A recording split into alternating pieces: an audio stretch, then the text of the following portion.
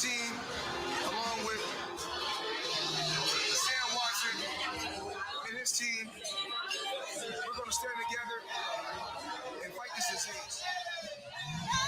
I come this way before, travel through the open door, circumstances navigated the path, and life happened all so fast. No, it got lonely sometimes, you see, I know we couldn't make it. Even when I'm off beat, I still land on my feet, and nothing can shake me, cause I know life took a hold on. I never. This is where I am destined to be. I'm not ready to give up. I believe in the miracle of life. Life's a play with no rehearsal. Learn quickly, they'll come for your role. Games can play, can't take it personal, cause the devil is a liar. Telling you the truth, hey. It's all in what you do, hey. Some things you gotta do, hey. It's fight for millions. Take a second, see the blessing in it. With much expected, much is given. When I made the living, now I'm giving back to children. Never let the power come from you before you have to miss it. You can be the best if you go the distance. Mix a little sweat with your persistence. You know that the best things are never instant. Just shine up, let them see it brilliant. Get up, open up your eyes now. It's the moment of truth. No backing down. We're bringing it tonight. Oh, for the children, it's a given. You gotta give it, be a blessing. This my personal statement. Run the game like I'm aces. Learn to develop patience, determined to be the greatest. Yeah, bobbing and weaving, they changing up like the seasons. Indigenous to the grind, so I do it for all my people. Jabbing the competition, back up against the ropes. You fighting for recognition. I'm fighting just to promote equality where we lacking. Or cancer slowing our road. I'm confident we'll make it. We focus on common goals. Yeah. Give back, give love, give something away. Never give up, stand tall to fight another day. 2 toes, 2 feet, I stand on the ground. I'm going wrestle and fight this final round. Life's a play for no rehearsal. Learn quickly, they'll come for your role. Games they play, can't take it personal, cause the devil is a liar. Telling you the truth, hey. It's all in what you do, hey. Some things you gotta do, hey.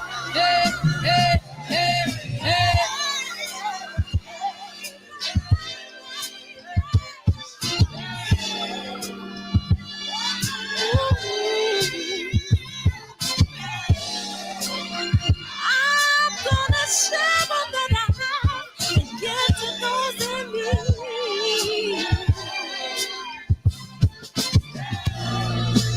So we're gonna win this battle, fight that disease. No one gets your children leaving hearts and young. We got to be Hey, President Y'all 4. President Joaquin, what's up? What's up? President Y'all 4, Keith Sims, love is the word. G Brown, Jalen, M Square, KJ, Josh, love is the word. Big homie, Birdman, what it do? Who else we got? Taylor Bell, Presidential Mike, Unique Don, Anthony. I am J. Lou. Welcome back. E1K. Thank you, Bring. Taylor Bell, Hotep. Willie, what's up, Willie? Sound like something a drunk uncle will say. Willie! Unique Don. It just jumped on me, man. Boxing first, man. I appreciate y'all, man. And we're just going to go through the trailer real quick. The award-winning film, 9 Wives, man. I appreciate you in advance. If you haven't watched it yet, click the link that's pinned in the comment section, man. Click the link at the comment section, man. We're going to jump right into it, man. Thank you guys for supporting. And here we go. Good evening, messenger.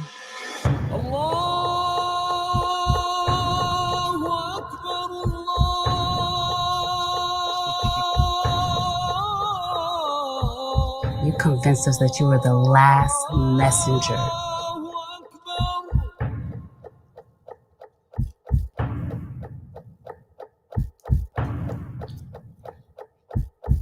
How many other bastard children do you have? 15 to be exact. Click the link in the comment section, man, and go watch the film. It's incredible. It's award-winning. We on our way down victory lane, man. And why don't y'all just come with us, man? Y'all see the awards. Y'all see the orange juice. Y'all see the water bottle. We here. Welcome to the show, man. So I didn't see nothing boxing worthy today. You know what I mean? I really didn't. I was like, man. So I figured we'll talk about some things that tell them love is the word. Best short ever. That means something to us, and it parallels to what we've been talking about for quite some time. And it's interesting, man, how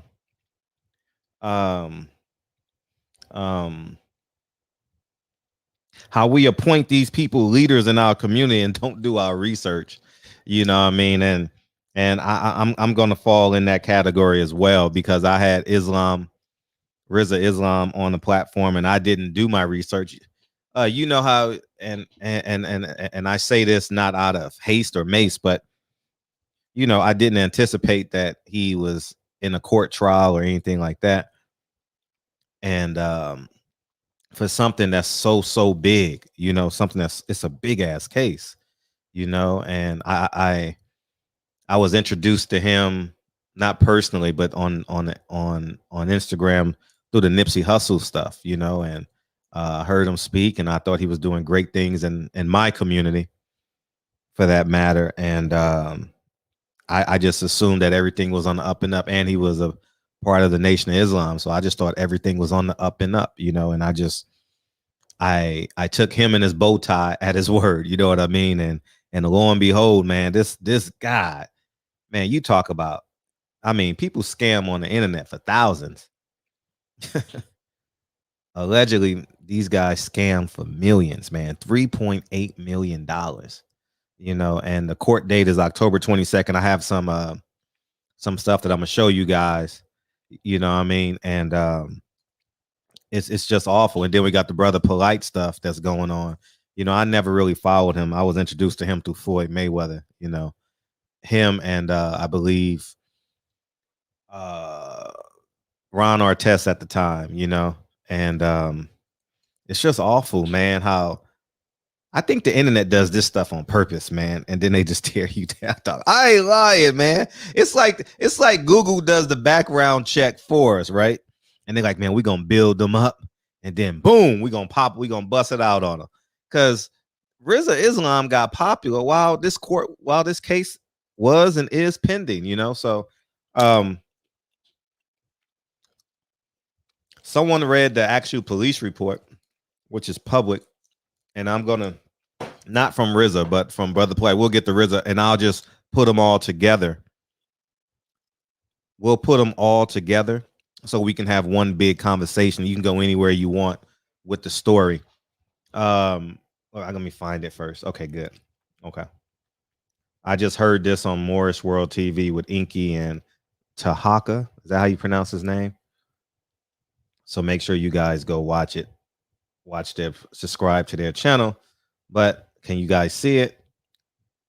It might be a little bit too early because we only got 100 people in here. Should I filibuster for 15 more minutes? Because, I'll just replay it at 10 o'clock. How about that? I'll just replay so people can just get abreast. I'm not going to penalize the people who are here on time, right? But here we go. I want y'all to hear the police report.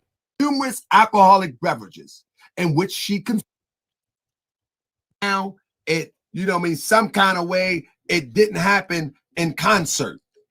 Like the molestation happened, there was some type of period, and then and then it was addressed. No, this was addressed the same night. Immediately. Yeah, the same night. I think the problem is that people don't understand the way things are handled differently in different states. Florida is very thorough with matters like this. So was severely intoxicated, probably under the influence of an unknown drug, and victim TS had severe swelling on the victim's mouth. Defendant Nowak told Arocha not to call the police because if she did, she would ruin his career, quote unquote. And I would always say, what career? But anyway, against his wishes, Miss Arocha transported victim TS to Mount Sinai Hospital, where she disclosed a sexual battery. Now, victim TS was transported to Roxy Bolton Rape Treatment Center.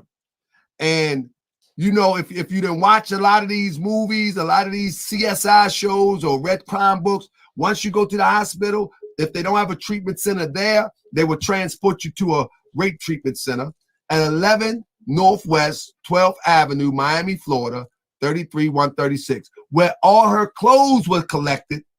everything is collected at the rape center. They do a whole thorough, detailed investigation. Listen, where all her clothes were collected, a rape kit was performed and collected. Said evidence was transported to Miami-Dade Forensic Lab where it could be analyzed. So all of that talk people was talking, this goes to show that this was happening in real time. This didn't happen like some long drawn out process. This happened in real time. And then it says, on 5/4/2021, results from Dade Forensic Lab were received where it confirmed that victim TS had a total of 6 semen confirmatory stains on her shirt and scarf. 6 semen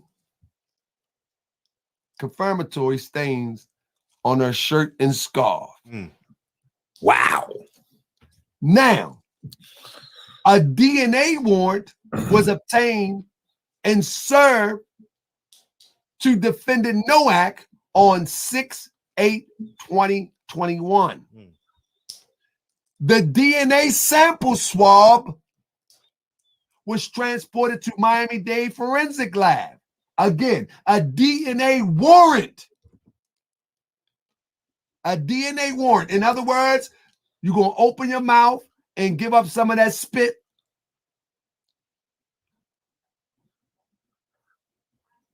You don't have a choice.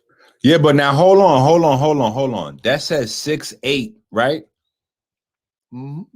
Right. Sonetta was with Polight in Miami when that was going on. That's what I've been saying the whole time. Yeah, he was there when that 6/8. Yeah. He was there when that was going on. Bro, I showed the picture and I say Sonetta was right there. Everybody like, no, not when it happened. I'm like, okay, whatever. Not in February, but we talk about in June. June while he was 8th. partying. He was partying. Right. He was June 8th. I showed with the camera. Yeah, June 8th weekend he was down there. That yeah. Look, a DNA warrant, which means if y'all don't know what that means because none of y'all been in trouble before, you have search warrants. You have to the other paperwork. They even got cavity. TS had a total of 6 semen confirmatory stains on her shirt and scarf. A DNA warrant was obtained and served to defendant Nowak on 6/8/2021. A DNA sample swab was transported to Miami-Dade Forensic Lab for analysis. On 8/10/2021, the Miami-Dade Forensic Report received where it confirmed the semen found on the victim's TS clothing matched that of defendant Nowak. Damn. Whew. Man, this is disgusting. You know what I mean? The young woman is 14 years old, man. He's in my realm. He's 38, 39. I'm 43. Huh. You know, and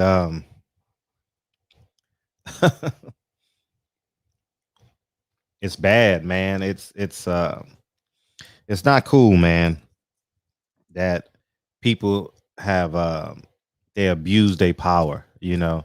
And I'm gonna open up the phone line, but I want to put um what's his name? Rizza Islam. I want to put Rizza Islam together so we can have one big conversation. You know what I mean?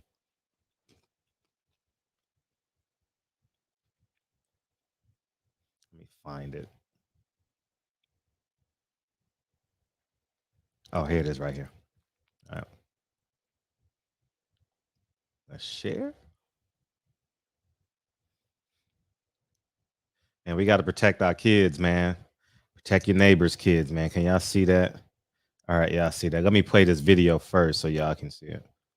4 members of a South LA family with ties to Scientology and the Nation of Islam will stand trial in a case the prosecutors say ripped off California taxpayers to the tune of $3.8 million. Today, a judge determined there is enough evidence against the mother, Hanan Islam, and 2 of her adult daughters and a son. They are accused of running a scheme to defraud Medi-Cal by recruiting local high school students for drug counseling that the students did not want or need at a Scientology Narconon clinic in Compton. A prosecutor says the family members hired so-called ghostwriters to manufacture records that were used to fraudulently bill the state millions of dollars. All defendants have pleaded not guilty. All right. Now I'm gonna enlarge it so we can. I'm gonna read the article. Let me see if I can enlarge it to that. All right. The link below are the summary of the court reporting I did during the preliminary criminal trial of Rizza Islam and his co-defendants in the Los Angeles downtown criminal courts. Case BA 35374. The felony charges against Ronnie Stephen Rizza Islam and his co-defendants center around a $3.8 million Medi-Cal insurance fraud committed during the operation of the now defunct Scientology licensed World Literacy Crusade and the American Health and Education Clinic located in Compton, California. Thanks to Tony Ortega for covering my reporting in real time, along with his added news and commentary. The underground bunker, the bunker commentating community added many outstanding and insightful comments. Special thanks to Lisa Barley. Okay. This story now has become part of decade-long story of Scientology. I'm at right here where it says the sovereign. I'm on this topic right here. I'm right here. The sovereign citizen defense offered by Rizza and his mother Hanan Islam at the preliminary trial failed badly and served them both a hard lesson that legal fictions do not work in the real world. Both Rizza and his mother were sentenced to 5 days in jail and fined $1,000 for contempt of court due to their flagrant disrespect towards the court and asserting their nonsensical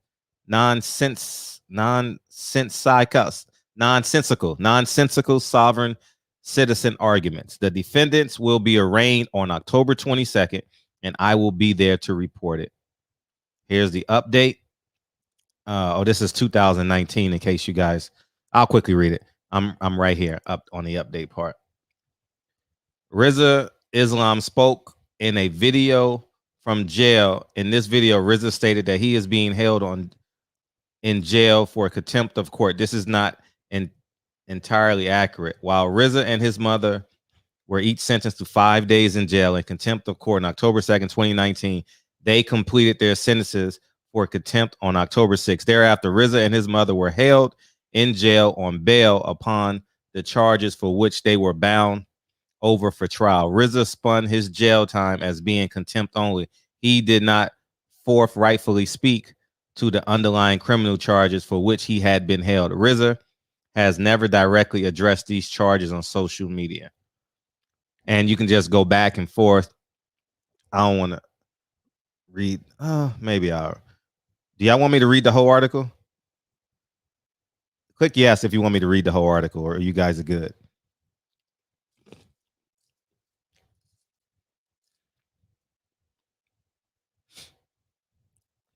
Okay, it's the background.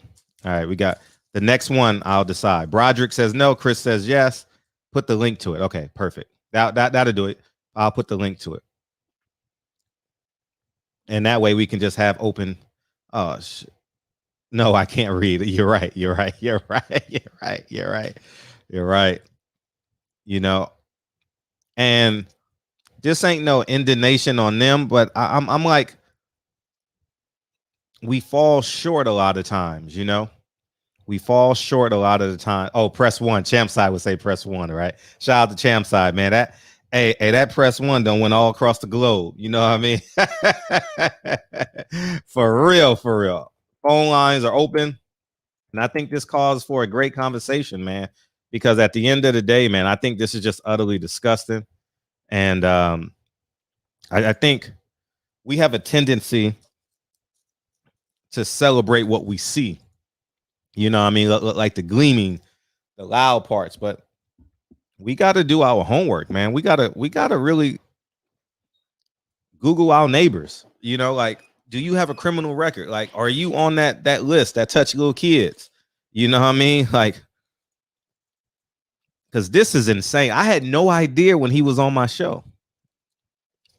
And I think maybe somebody watched it and then they DM'd me something and I was like, nah, I mean, it can't be true. He's a good guy, you know? And I Googled it. And I'm like, God damn, I interviewed this guy on my platform. And it's so old.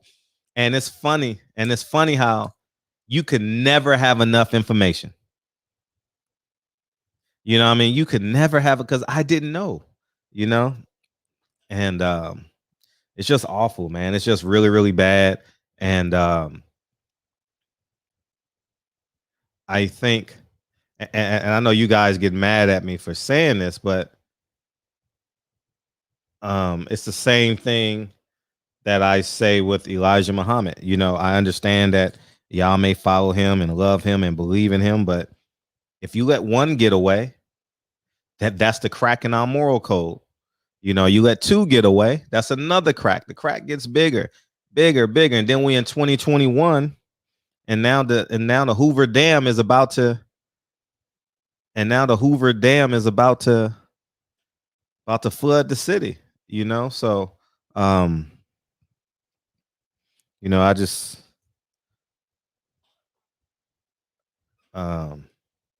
you know, it's, yeah, man, I don't have the answer, but what I do know is I think we got to solve these issues before they even go to court. You know what I mean? I think we got to solve these issues before we go to court. And I think, and be honest with you, I think touching little kids, I don't think there's no comeback from that. But I will say, Rizza ain't touch no little kids. You know, you go do your jail time if it's true. If it's not true, you know, so be it. And then you come back and live a great life, you know. But I think touching little kids, I think you're sick. I think you need to go live. I think you need to go live with Bubba. You know what I mean? I think you need to go live with Bubba. You know what I mean? I think you need to go live with Bubba. Anybody want to call in? Oh, y'all quiet tonight. Tom Brady came back and won. You know what I mean? Tom Brady put up a hell of a performance. It was a good game. It was a real good game. Man, NFL about to roll out. I don't know about NFL about to roll out hard, man. These some hell of a games, some hell of a teams, you know.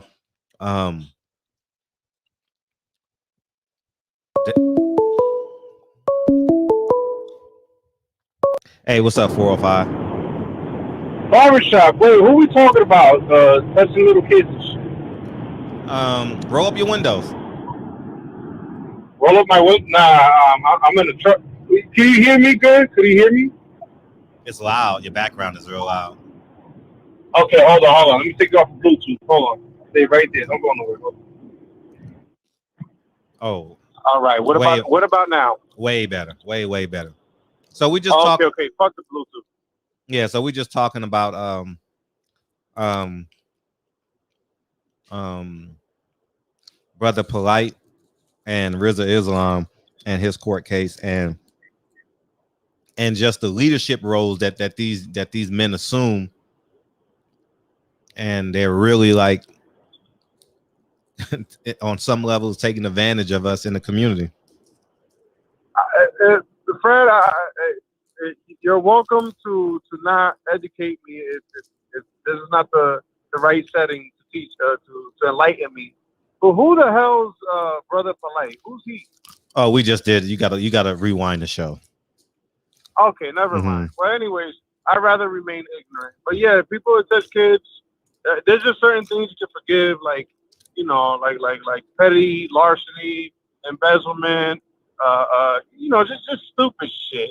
I could forgive all that, but there's just things that's unforgivable. Because when you commit that sin, it's not only you, but you leave them with a cloud over their head, and that walks through them for the rest of their life. You know what I mean? And I can't tell you how many women I've came across, and they'll feel like comfortable enough to tell me about they past or whatever demons they're battling, and it'll be that like daddy issues, or I've been touched, or I just been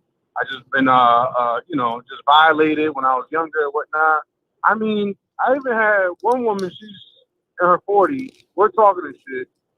She tells me that she remembers as young as 3. I don't remember shit at 3 years old. Me personally, I don't remember shit. Like by 5 onward, or maybe because I'm just that retarded. But I don't remember shit at 3 years old. But the fact that she said 3, I'm like, wait, hold on. How do you remember at 3? She says, I just do. I just do, and I know. My mom, she denies it. She doesn't want to hear it.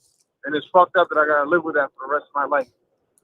So, people like that is disgusting. So, damn, man, that's fucked up, man. It's fucked up. One time I was listening to this conservative talk show host. His name is Michael Savage. 99% of the time. I'm tired about politics. I'm tired about Obama and Trump and shit. Let's talk about something different. I want my callers to call in and tell me about the childhood traumas, if you've been touched or whatnot. Dude, for the next 2 hours, from noon till 2 p.m., it was nonstop callers, one after another, after another, after another, after another. And it was either a priest, the coach, the teacher, my uncle. And it's like, yo, what the fuck? Like, that was sobering. I was like, fuck, man. And then, ironically, one of them happened to be a boxer, too. A dude that was just got into boxing, called in anonymously. He didn't want to give out his name.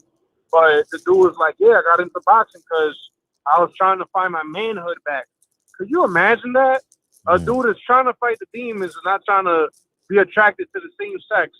But a man fucking imposed that on you, and you're trying to fight it as you're growing up, and then you fall into the sport of boxing to like almost like you're scratching for your manhood back. That's sad. Yeah. That was sad. I was, no pun intended, but that did touch me. No pun intended in pause, but fuck, man. It's just, people like that are sick, man. They should throw the book at them and give them fucking the tear or the injection or a firing squad. I'm fine with that. Kill them. We don't need those parasites in society. And then Brother Polight, if he's been fucking accused of that, and the evidence holds up to prove beyond reasonable doubt, he can have it too, please, by all means. But that's my call, Fred. Appreciate you. Appreciate you more. I appreciate you. Oh, thank you. Oh yeah, what's up, Duncan? Hey, I lost my hair at 29. I was laughing at y'all's show earlier. I think 29, 30, but I ain't having no surgery, nigga. I'm done. I was looking for the I was looking for the last cashew like a motherfucker. I can't even lie. I was pistachio, not cashew, but man, I was looking. I can't even lie. You know what I mean? Yeah. Let me get DJ in. What's up, DJ? What's going on, Fred? How you feeling tonight, man? Feeling good. What you got? Just to touch a little bit on that on this brother Polight thing, and then I'm gonna get off of that, man, because I really don't like to touch that. But this is how it was handled. I remember, something like that happening when I was younger here in Alabama, in my little small town, right? Uh-huh. There was this 25-year-old man messing around with this 15-year-old girl, right? And hold on, let me say. And her father and her two older brothers found out about it through her friends or whatever. They didn't call the cops. What they did was they took him out in the woods, stripped him naked, beat him with switches, poured alcohol on him, and left him there. That's how you handle that. I agree. Like, him going to sit in jail for 20 or 30 years is too good for him. If he's actually guilty of what he's being accused of. Him going to sit in jail 20 or 30 years is too good. That's how you handle these child-touching motherfuckers, Fred. There's only one thing they're going to understand, because you can't fix them, because that's what they're always going to be attracted to. You can't fix them. So, that's just I got two daughters. I'm telling you now. Shit go in badly. But that's just my spiel on that. Shout out to them sorry ass Dallas Cowboys.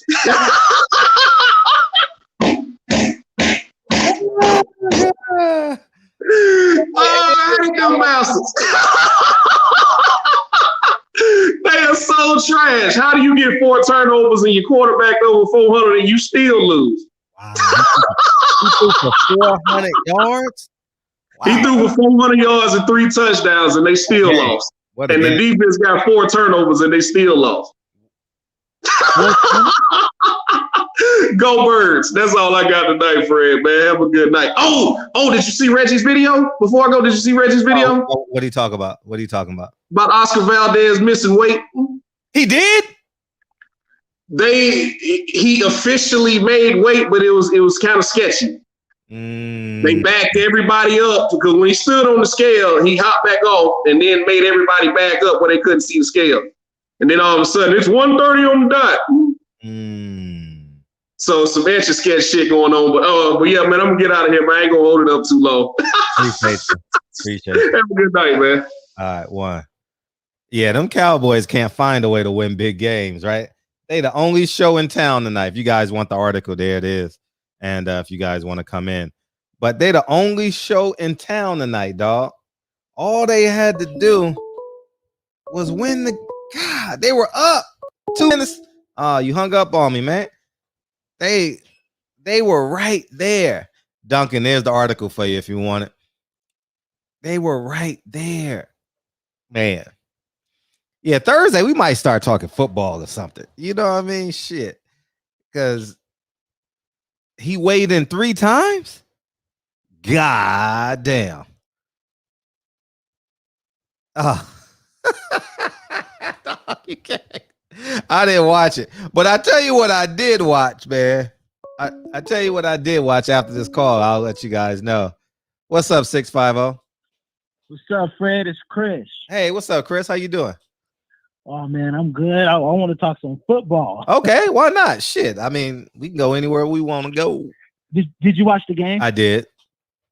Okay, so did you think that the last – I don't know if you remember the last play, but the push-off? Godwin – yeah. I didn't think it was a push-off. I thought the defender was holding him. I thought it was a good no call. And at the end of the day, I mean, the reason why the Bucs won was basically because of Tom Brady. I mean, 44, still doing his thing. He the GOAT. Dak Prescott played really, really well. A lot of people were doubting him because of his ankle, and they didn't, he had his shoulder injury. He had a shoulder issue, but he came back. I think he threw the ball over 50 times or 60 times, and he played extremely well. But at the end of the day, Tom Brady was on another level today. So, how many yards did Brady throw for? 380, 4 touchdowns. and 2 picks. 2 picks really wasn't his fault. But yeah, no, I mean, the guy is 44 and he's just on a different level. Do you have a team?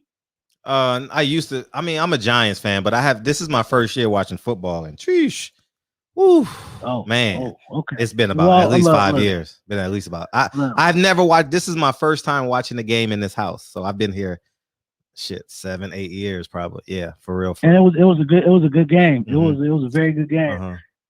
Is that why they having an Oscar Valdez fight on Friday and not a Saturday? Because they know football is just about to take over. Probably so. And they can't get the time on the network because of college football. You know, they can't get the time slot. That makes sense. They got this. Yeah, you know, I do want to say this too. The state of boxing, man, it's over. I mean, it's literally dying. Week by week, all of these fighters getting COVID. All of these fighters, you know, not fighting. They talk more on social media than they want to do actually fight. Right. And as much as I wanted you to be wrong about Tank fighting in October, I was like, Fred is gonna be wrong. He's gonna be wrong. Watch, they're gonna fight. And lo and behold, oh yeah, he's fighting in December. He ain't even fighting in December. He's gonna fight next year. Say that again. Man, he's not gonna get a date in December. Probably not. I mean, I don't listen to Leonard Ellerby. I mean, he seems cool, but I don't listen to him because he's Floyd, yes man, and Floyd dictates Tank's career, and it's unfortunate because there's so many good fighters at 135, and I want Tank to fight him, and I know Tank can beat them all, but Floyd, I don't know what they're doing. But all right, Fred, I just wanted to call in. Tom Brady, the GOAT, doing it at 44. Right. And y'all just watch out for the Niners this year. Oh, the Niners. Okay. Yeah. we going all the way. All right. Appreciate you. All right, man. Have a good one. Peace. Yeah. I don't know the players anymore. I mean, I know the famous guys, but I don't know who the second receiver is, the running back. So I got to get back into it. You know what I mean? I really only knew like Gronkowski and Brady, you know what I mean? And I vaguely knew the other players, but you know, I understand football. So, you know what I mean? It is what it is, you know what I mean? So, I'm a Giants fan, you know, I'm definitely a Giants fan. I'm New York everything. I used to be a Mets fan as a kid, then I became a Yankee fan. You know, and it is what I have no idea why Holyfield is fighting. I have no idea. Roger, you said, why am I getting back into it? Because I want to. Because I'm tired of standing on the front line and not have people follow me. The players didn't boycott, and the fighters aren't boycotting the WBC. So why should I give a fuck? I'm going to enjoy my life. Because I don't know how to do 50% of anything. I'm either all in or all out. So you know what I'm going to do? I'm going to enjoy myself. And this is my first year watching NFL in such a long time. And guess what I'm going to do? I'm going to watch the NFL. The fighters not boycotting the WBC. The NFL football players ain't boycotting whatever. So fuck it. No matter where we go, they want their money. So I'm just going to sit back. The George Floyd boycott failed. It all fails, man. The shit fails. It fails. We got murals and one statue in New Jersey.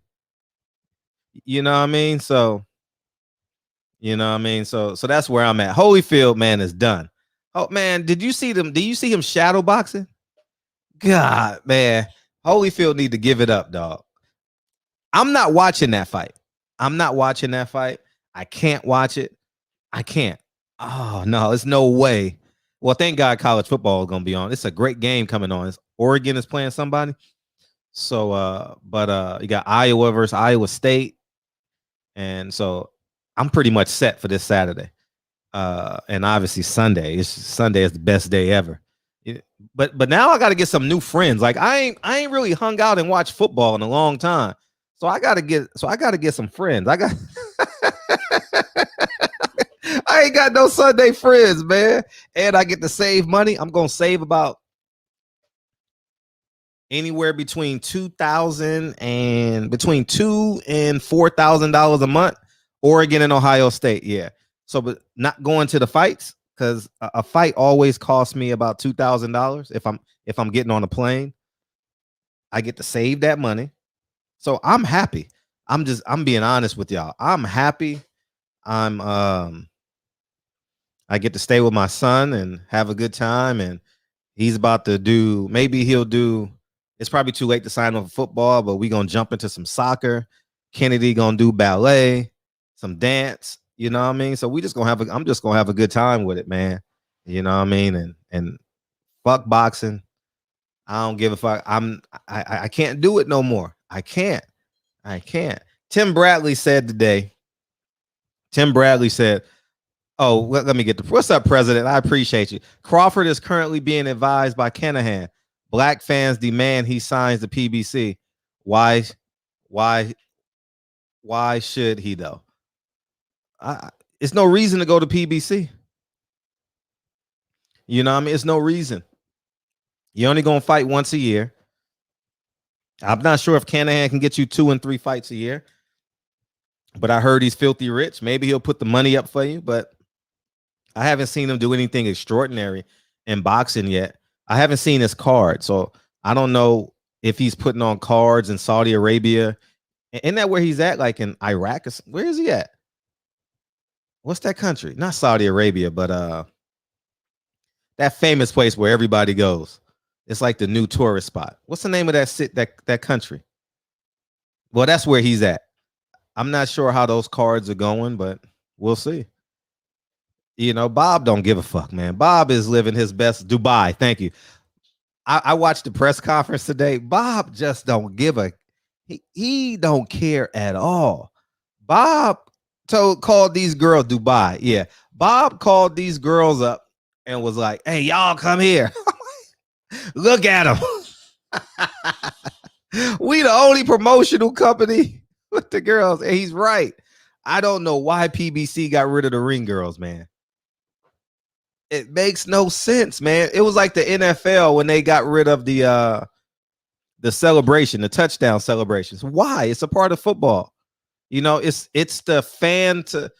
That's one of the few times where it's an organic reaction. It's an organic connection between fan and player, you know, and they took it out and they realized it was a mistake and they brought it back. And I think PBC should bring back the ring girls, you know, put them in tights. You know, if they can't wear the short stuff, put them in tights. You know, should I like sundresses too? Put them in sundresses. You know what I'm saying? So, you know what I mean? Oh, Golden Boy got the Tecate girls. Okay, I ain't been to a Golden Boy card in a minute. You know, I'm giving up all my strongholds, man. I really am, because boxing don't care, man. Is anybody, like I said, is anybody tweeting about the WBC right now? Find a fighter that did a YouTube video or Instagram video, tweeted about the WBC today. Find somebody. I'm waiting. And send it to my DM so I can post it. You ain't gonna find them. They don't care. And a lot of these fighters are on that stuff. And they like, man, I can't say nothing. I'm cheating too. And that's the reality of it. Nobody cares, man. So I'm telling y'all, don't hold no flag. Don't put no flag on your moon and be like, I'm standing here. Enjoy boxing for what it is, man. Did any of the media today ask Oscar Valdez about his PEDs? Did anybody watch it? Did they? I gotta know. I'm serious. I gotta know. Did y'all see Oscar Valdez? I did see it today though. I saw The only interview I saw today with the press conference was Shakur. I saw the interview with what's the guy's name? Timothy Bradley. Timothy Bradley said this. Oh, Willie Monroe said something on Twitter today. Yeah, he got popped too, though. I mean, come on, man. Come on. He said, what this guy say? Timothy Bradley said, I would have boycotted, but I got a job to do. I thought about not coming, but I got a job to do. ESPN hired. I'm like, come on, dog. This shit don't make no sense. I told you, no one is willing to make the sacrifice. People just read books about Malcolm X. They just read books about Sojourner Truth. They just read books about Cesar Chavez. They just read books. They don't actually want to make the sacrifice. They don't want to do it. So these guys are just fighters. These guys just want to get paid, and you choose who you want to pay to see. These guys ain't no superheroes, man. These guys ain't no, I'm black this, I'm Mexican this, I'm proud to be. They only proud because they know that's their fan base. You know? And that's just the truth, man. The last 30 days in boxing, the last 30 days of boxing has told us everything that we need to know and what we should be doing. It should be an uproar. Oh, Shaq, yeah, man. What's up, man? We got to get you on the show, man. We got to get you on the show because you should be fighting tomorrow. You know what I mean? You should be fighting. You literally should be fighting. Sunday, you should be a guest on the show Sunday. I DM'd you a while back, but yeah, it's important. It's important. You know, I heard Lou DiBella earlier this week. I'm not sure if y'all still together at all, but you know what I mean? It's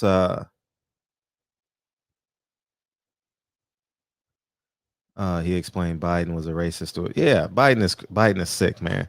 Oh, Shacky. What else? Fred said, I've been speaking out on this shit on Twitter about this shit with WBC did.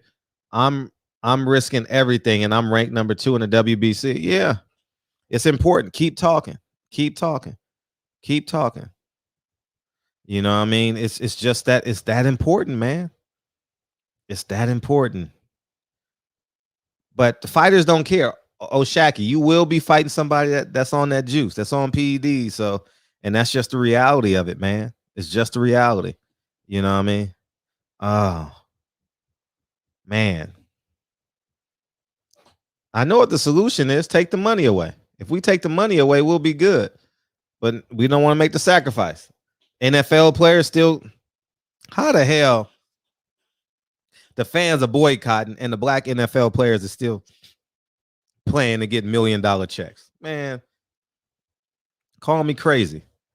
But I think they got to make the sacrifice first, right? Oh, man. Taking a knee, not taking a knee, playing, it's all the same. We on the internet, myself included, my dumbass Frederick Hawthorne, debating why you don't take a knee. Nigga, they playing. What's the difference? But as you get older, you start seeing things, man. I'm like, man, you should take a knee with Colin Kaepernick. You're still playing the game. Ain't no boycott. Ain't no change gonna happen. That's all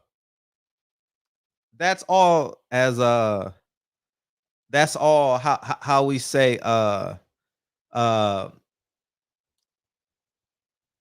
knowledge born out. I say it's all theater. It's all theater. You know what I mean? It's all a game of charades, man.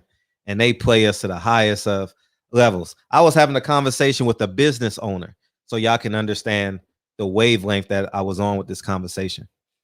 And I'm from business owner to business owner. I says, you know what?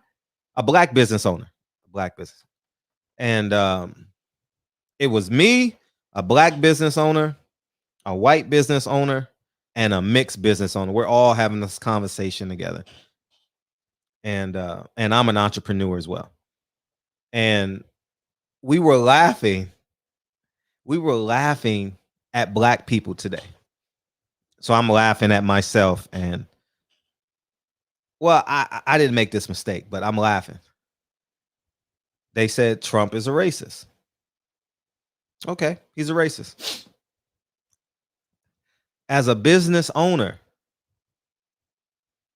the mixed guy, the mixed business owner, the mixed race business owner says, shit, I got over $100,000. I got over $100,000 when Trump opened up the floodgates. You know what I mean? And another bit, I was like, damn. Like, I'm like, man, it'll never, not in our lifetime.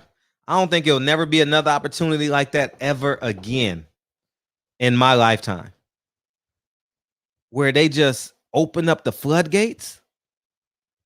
They just open up the floodgates and they just give away money. They don't have the manpower to take you to jail. Oh, you gonna go to jail for what? Not paying back a $3,000 loan?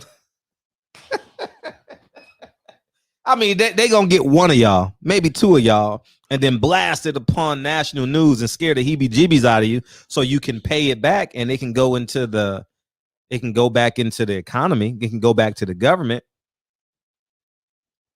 You know what I mean? And but it was no Chinese man there. It was no Chinese man, Asia man.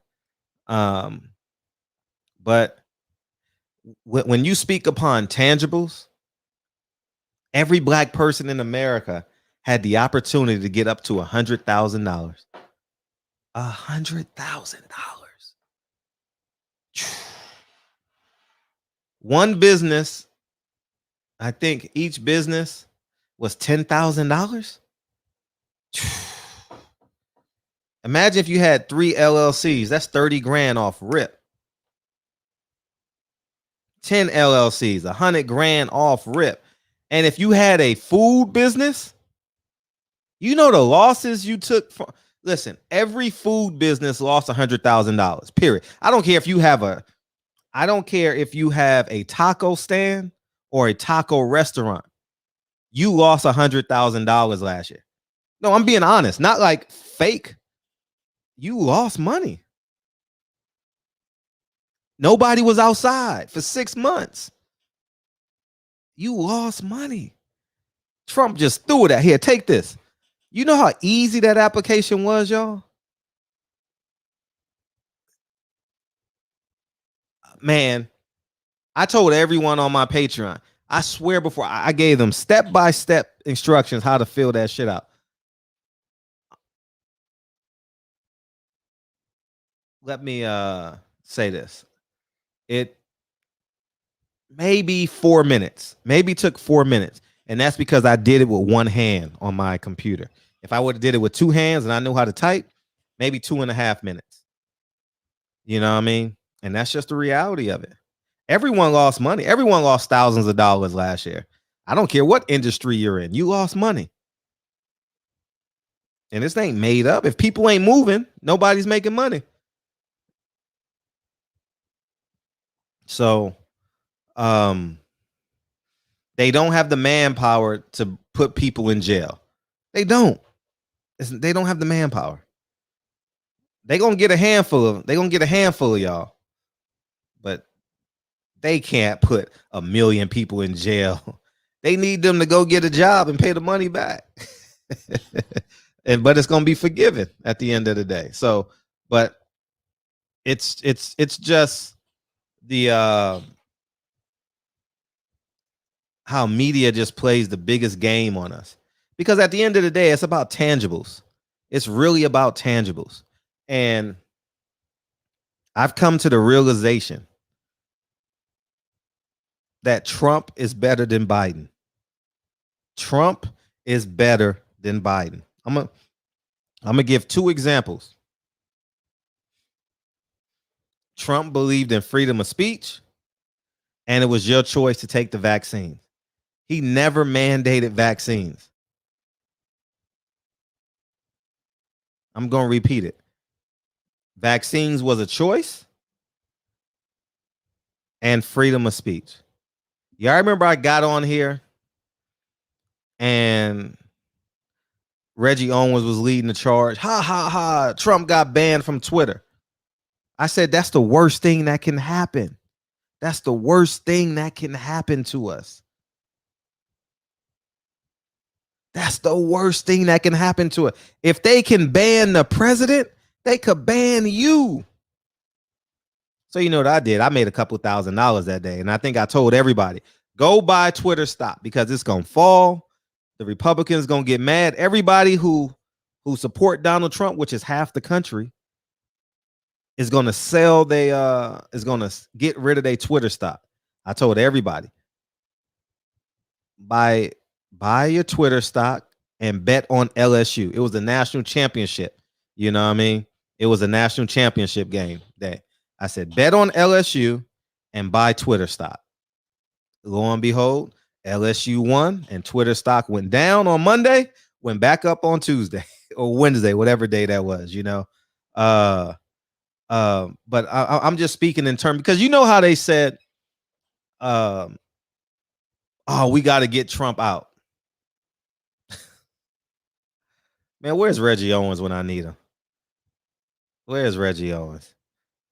Yeah, big dog, you have no value neither. You just go along to get along. You got to come with substance. You got to come with facts instead of just your opinion on me. Come with facts. No opinion on me. Come with facts to disprove me, and that would make the conversation a little better, you know. But at the end of the day, $100,000, freedom of speech, and freedom of medicine. I don't know what the proper terminology is, but Trump right now was far better than Biden. And Fred, you have no facts. I just told you freedom of speech and choice of vaccine. What mean I don't come with facts? He gave every American citizen a chance at $100,000. All you had to do was fill out a 4-minute application. Those are facts. And you don't have to repay the money. And you didn't have to pay rent for a year.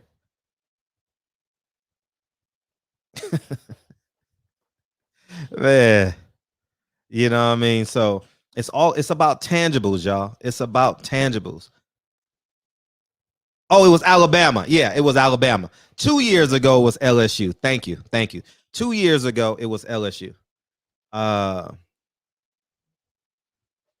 don't give a fuck about the pandemic. I'm talking about tangibles. I'm talking about money, freedom of speech, which is something that I highly value, freedom of speech, and freedom of medicine, freedom of vaccine. Biden says if you're 12 or older in America, you got to get vaccinated now. If you're 12, think about that. If you're 12, a kid, the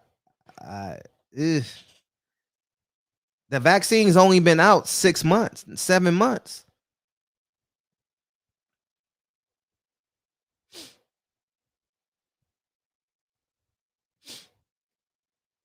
I mean, and that's just the reality of it. It is what it is. So, no,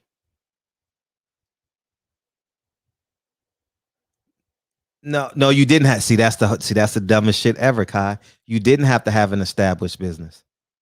You had to have a business. And at the end of the day, that's right. You're supposed to have an established business to get the benefits of a business. So what you're saying is absolutely right. And from that perspective, if you're trying to prove me wrong, you can't. You got to have a business to get it right. Everybody has a business. So anyways, man, I mean, like I said, P. Diddy loved Donald Trump in 2015. Jay-Z loved Donald Trump in 2015. I don't know about LeBron James, but loved him. You know what I mean? It's and then he touching little kids and oh man. You know, Biden is it's gonna be real interesting in 2024. I'm gonna tell you that right now. And I'm gonna post who I'm voting for. I'm gonna post who I'm voting for. And right now, I will still vote for myself. I ain't gonna lie to y'all. I would still vote for myself. I wouldn't vote for Trump just yet. But if it was an option, and I'll tell you this: if it was the what do you call it, the presidential runoff or something like that, the last two, I would vote Trump right now, easily, and I would brag about it. Yeah, but at the end of the day, I don't think I can vote for. I say that because I might do an angry vote. You know what I mean? I might do a vote just to have a show that night. You know what I mean? Or that week or that month. Because I'm in California anyway, so I can do whatever the hell I want.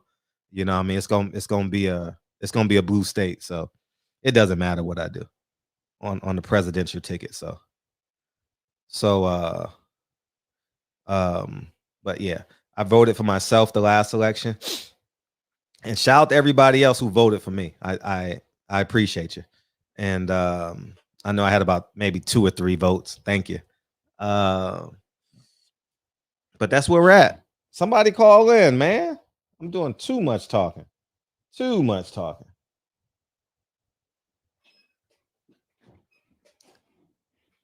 I'm waiting on that George Floyd bill to be passed. How much more do we need for the George Floyd bill to get passed? How many more demonstrations or rallies do we need to have? You know what I mean? To get that George Floyd bill passed. That motherfucker said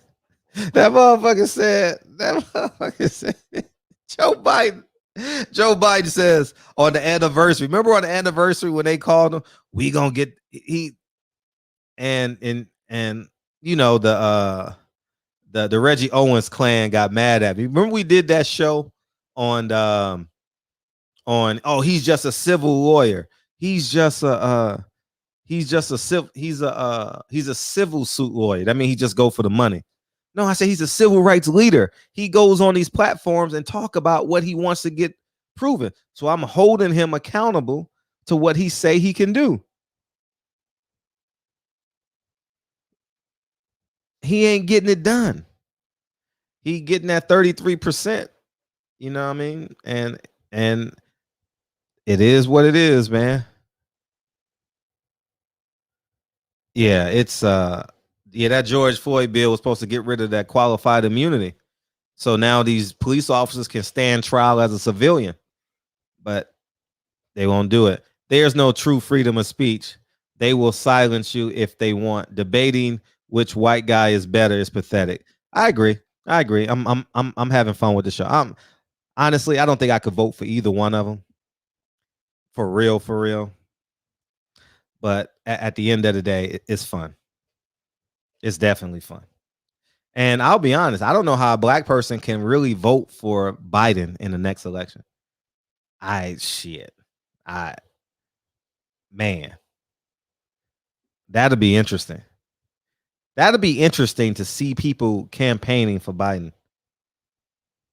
That'll be interesting. Did Joe Biden get back to yeah, right. Did Joe Biden get back to Ice Cube? Guess not. You know what I mean? Nah, he ain't even thinking about Ice Cube right now. Man, he got to get them planes off the tarmac at in Afghanistan. Hopefully they get everyone safe. And man, it's just a bad. It's just a bad thing, and I do agree with some of the residential Democrats we have.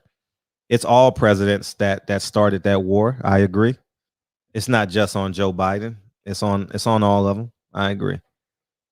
But damn, the way he pulled out was terrible. It was pathetic the way he pulled out. You got to get your Americans home. You know, you got to that red, white, and blue. You gotta.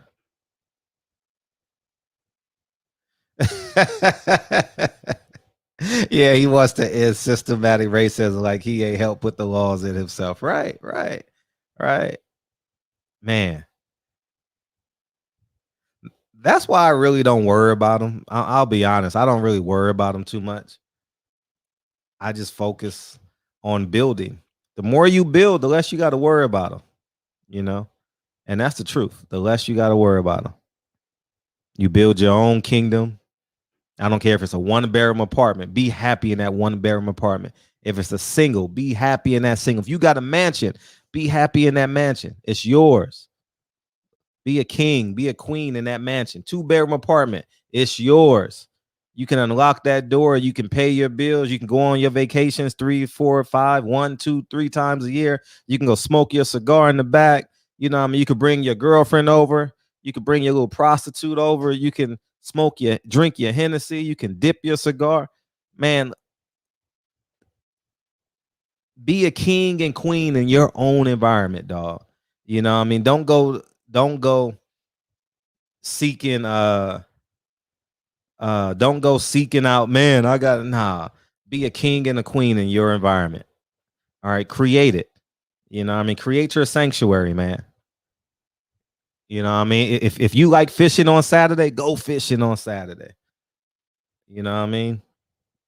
If you want to watch football all day Sunday and you want to eat a whole bag of potato chips because you earned it, you worked out all week, do it, man.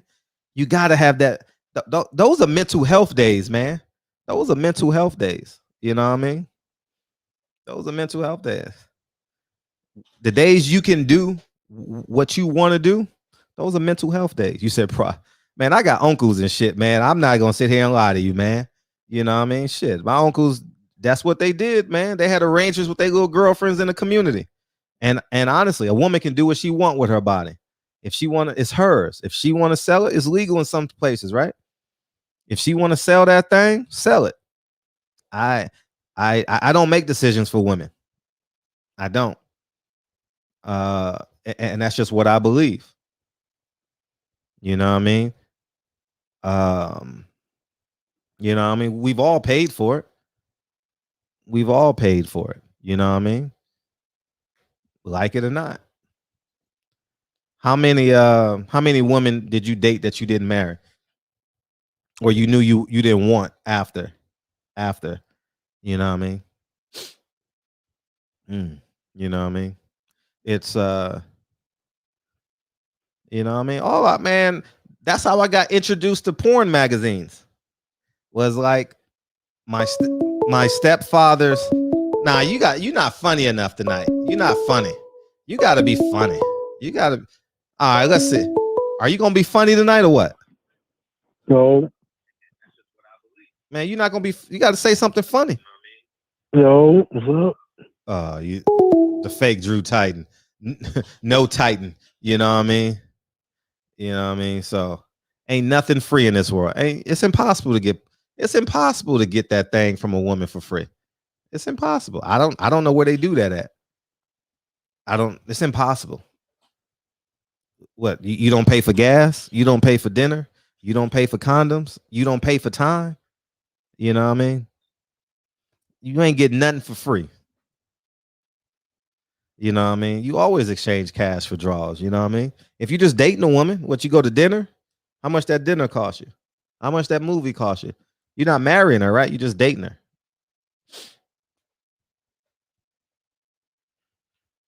Do what makes you happy. I'm just saying, do what makes you happy. At the end of the day, don't hurt anybody. Don't steal from nobody. Do what makes you happy. You know what I mean? Hey, what up, 202?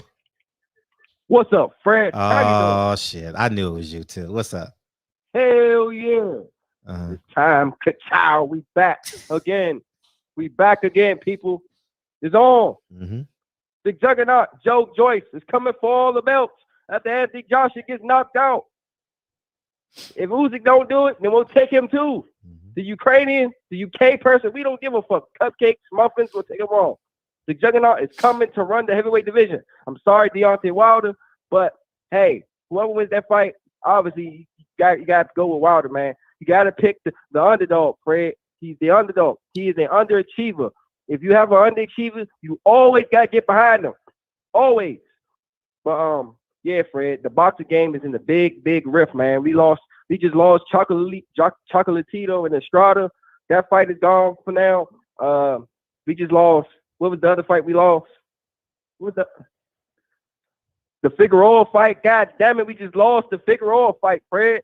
What is going on? What is going on, Fred? I mean, are you telling me that a PED user is saving boxing? Canelo Alvarez, Caleb Plant? I mean, what's going on? I can't say Earl Smith because he's injured. I wish I could, but I can't. I mean, help us, please. Like, I mean, we there's something wrong with the game, Fred. When you got a guy like Jake Paul basically turning boxing on his head. He's turning boxing on his head. He's got people calling him like, please, Jake Paul, please, can I be a sparring partner? Please. He got regular people hitting him up on the DMs like, please, man, I'll fight you. I'll fight you. I'll be a sparring partner. Shit. Showing up to his house, showing up to his gym. They are begging. I mean, you got people quitting jobs to fight him, Fred. I never heard of anybody trying to quit their jobs to fight a fighter. I never heard that in my life. What is these boxers doing, Fred? Why are they not listening to Shannon Briggs? You, Jake Paul, the Floyd Mayweathers.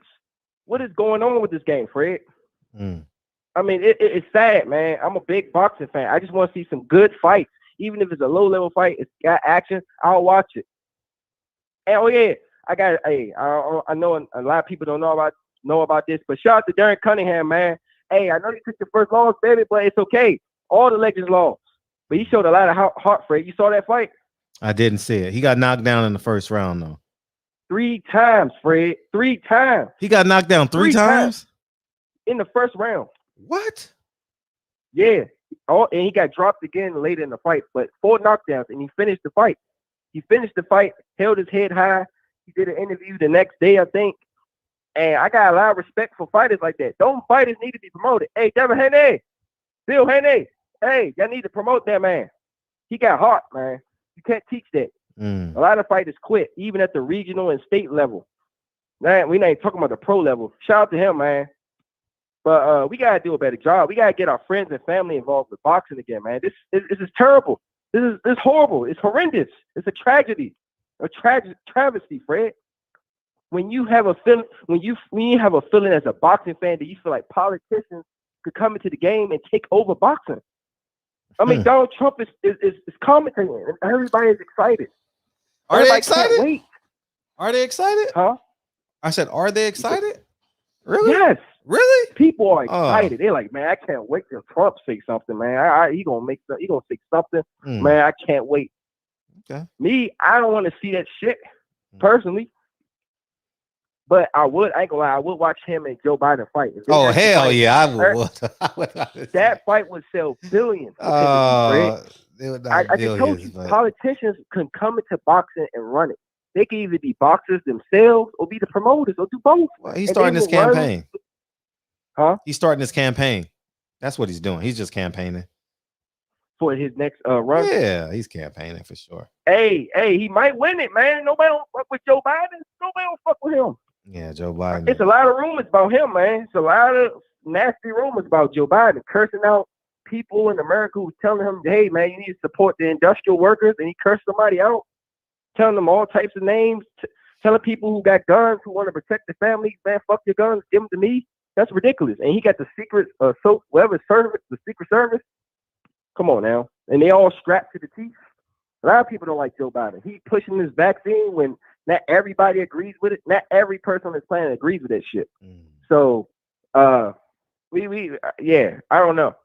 I don't know, man. Like, it's sad when we look at this sport that we love that we can feel like guys people who ain't from boxing can do better than the boxers themselves.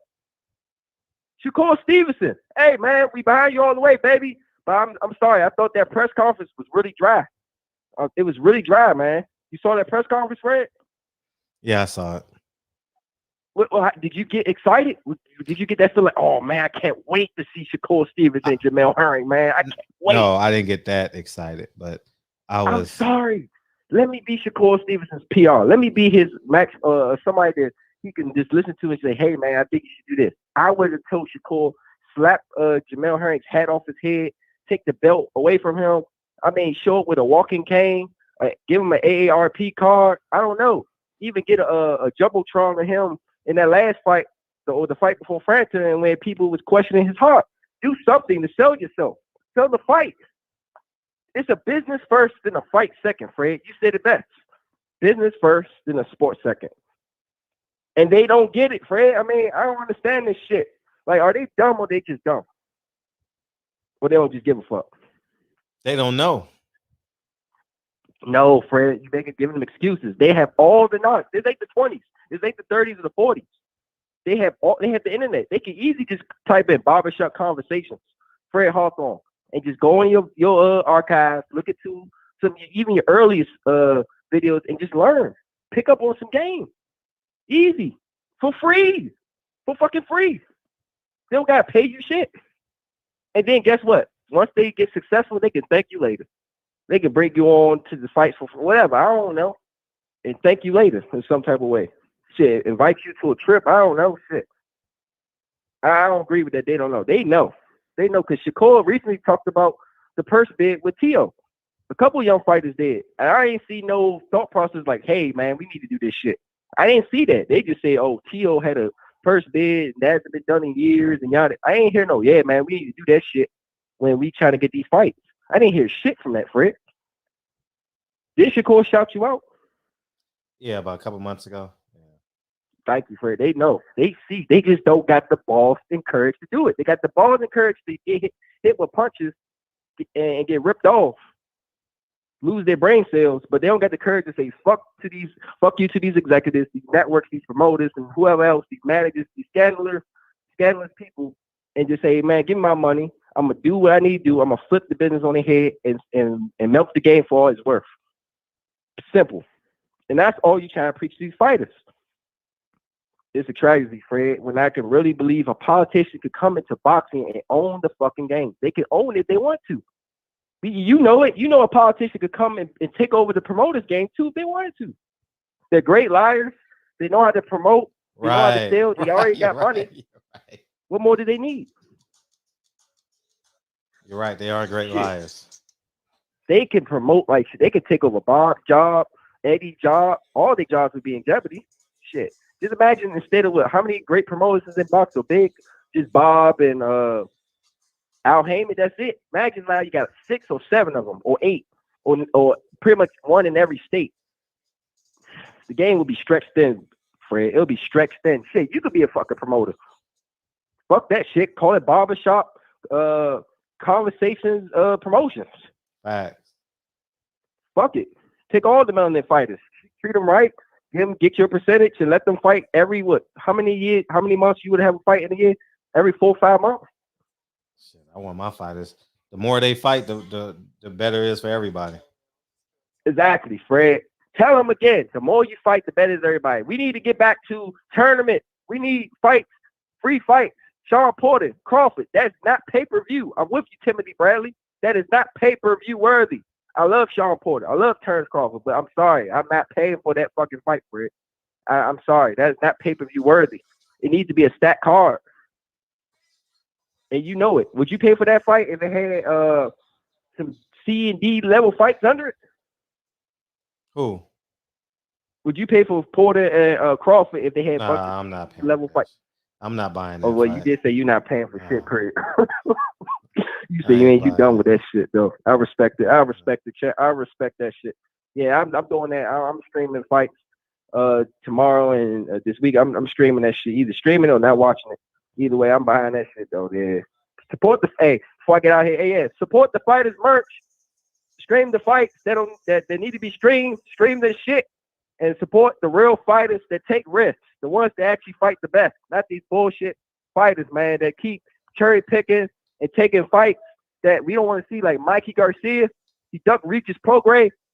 You duck Regis Prograis and Rolly's ducking Haney. Fuck them. Don't support that shit. And shout out to Deontay Wilder, Shakur Stevenson, Errol Spence, and of course Devin Haney. I'm out. Kyle, what's up? Well, I was trying to stay up through that shit. Man. Yeah, Lee. What's going on, Big Fred? I'm great, man. How you feeling? Man. So Rizza Islam was he in jail right now? Or is that Oh, no, that's old. No, he's free. He just has another court date, October 22nd. So was this before or after he was on your show? This was before. Oh, that's why I said, I remember you asking about that. I didn't. That's why I said I apologize, because I didn't do my research, or else I would have asked him. I didn't know. You know? So that's unlike Fred, not to ask that type of question. I would have, yeah. I mean, it's an obvious question, you know. So man, so he got to go to jail. Your boy. Who's that? Polight? Yeah. Whew, that evidence is crazy, isn't it? Man. The DNA matches, 6 semen spots. Because it's so much. It's so much that, I mean, we're men. Fuck it.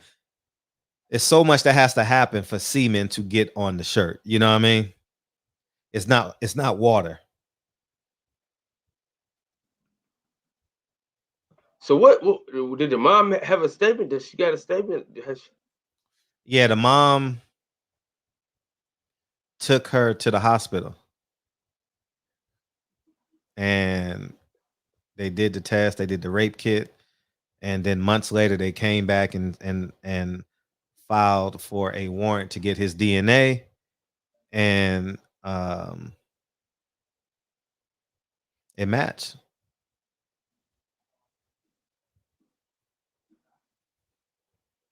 So my thing is the mom though, like, what made her trust this nigga so quick? They were dating for over a year, and you can't. It's hard to measure like a person's trust. You know what I mean? Like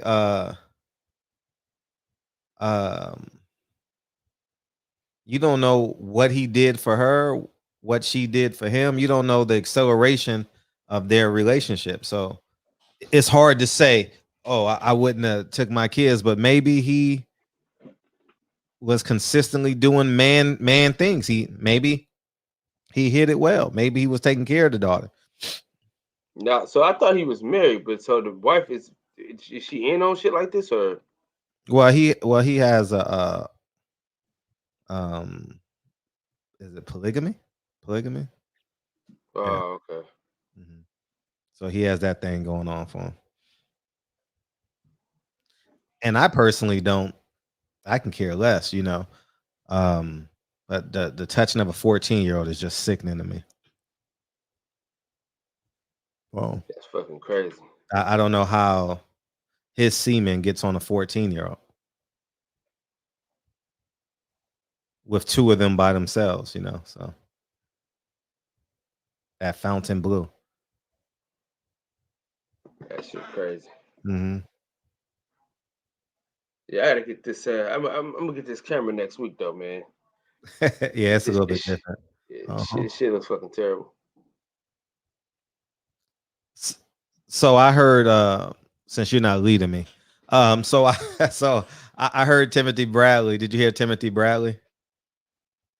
I ain't fucking with that. I ain't fucking with them niggas, man. They ain't shit. You know what I mean? Mm-hmm. You know, they allowed that. They about to allow that man to get in the ring, overweight, off PEDs. You know what I mean? And they're gonna let him in that ring. And if I'm telling you, man, if that dude damn near died, what they gonna say? Oh yeah. Or if he gets permanently damaged, like Like, excuse me, like he's never the same after this fight.